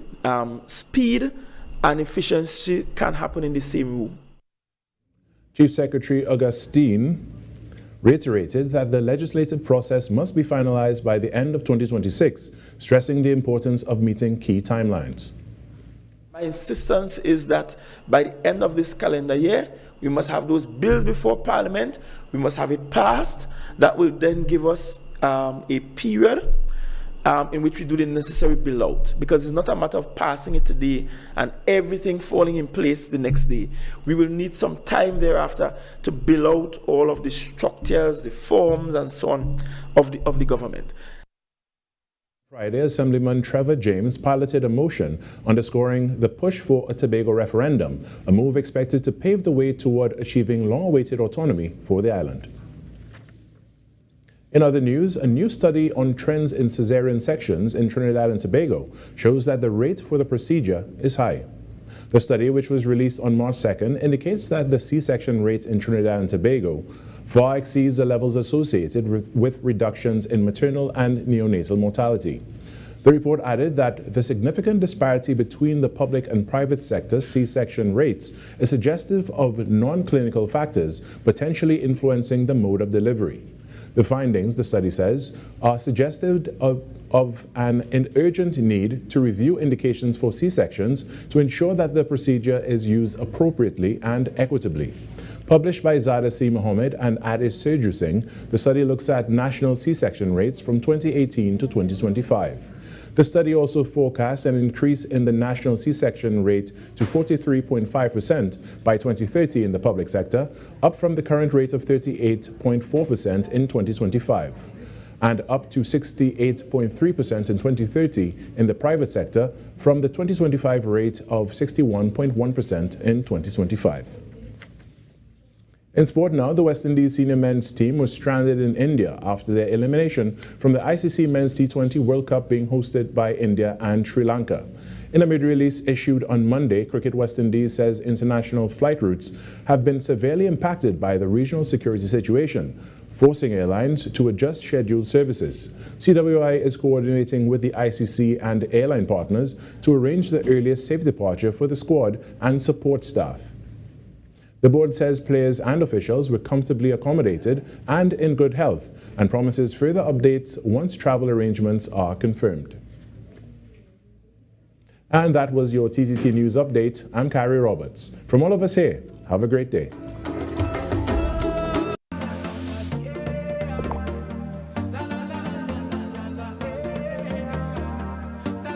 This is TTT. Live for local. Carrie's Kitchen, powered by Food Hall. Grocery made greater. Ibis, a tradition of excellence. Caribbean flavors. In the heart of every kitchen. Lotus, the confidence to create. Correga Garden Supplies. Good and natural. Indie, spice up your life. Distributed by Edward B.B. Harry. Champion.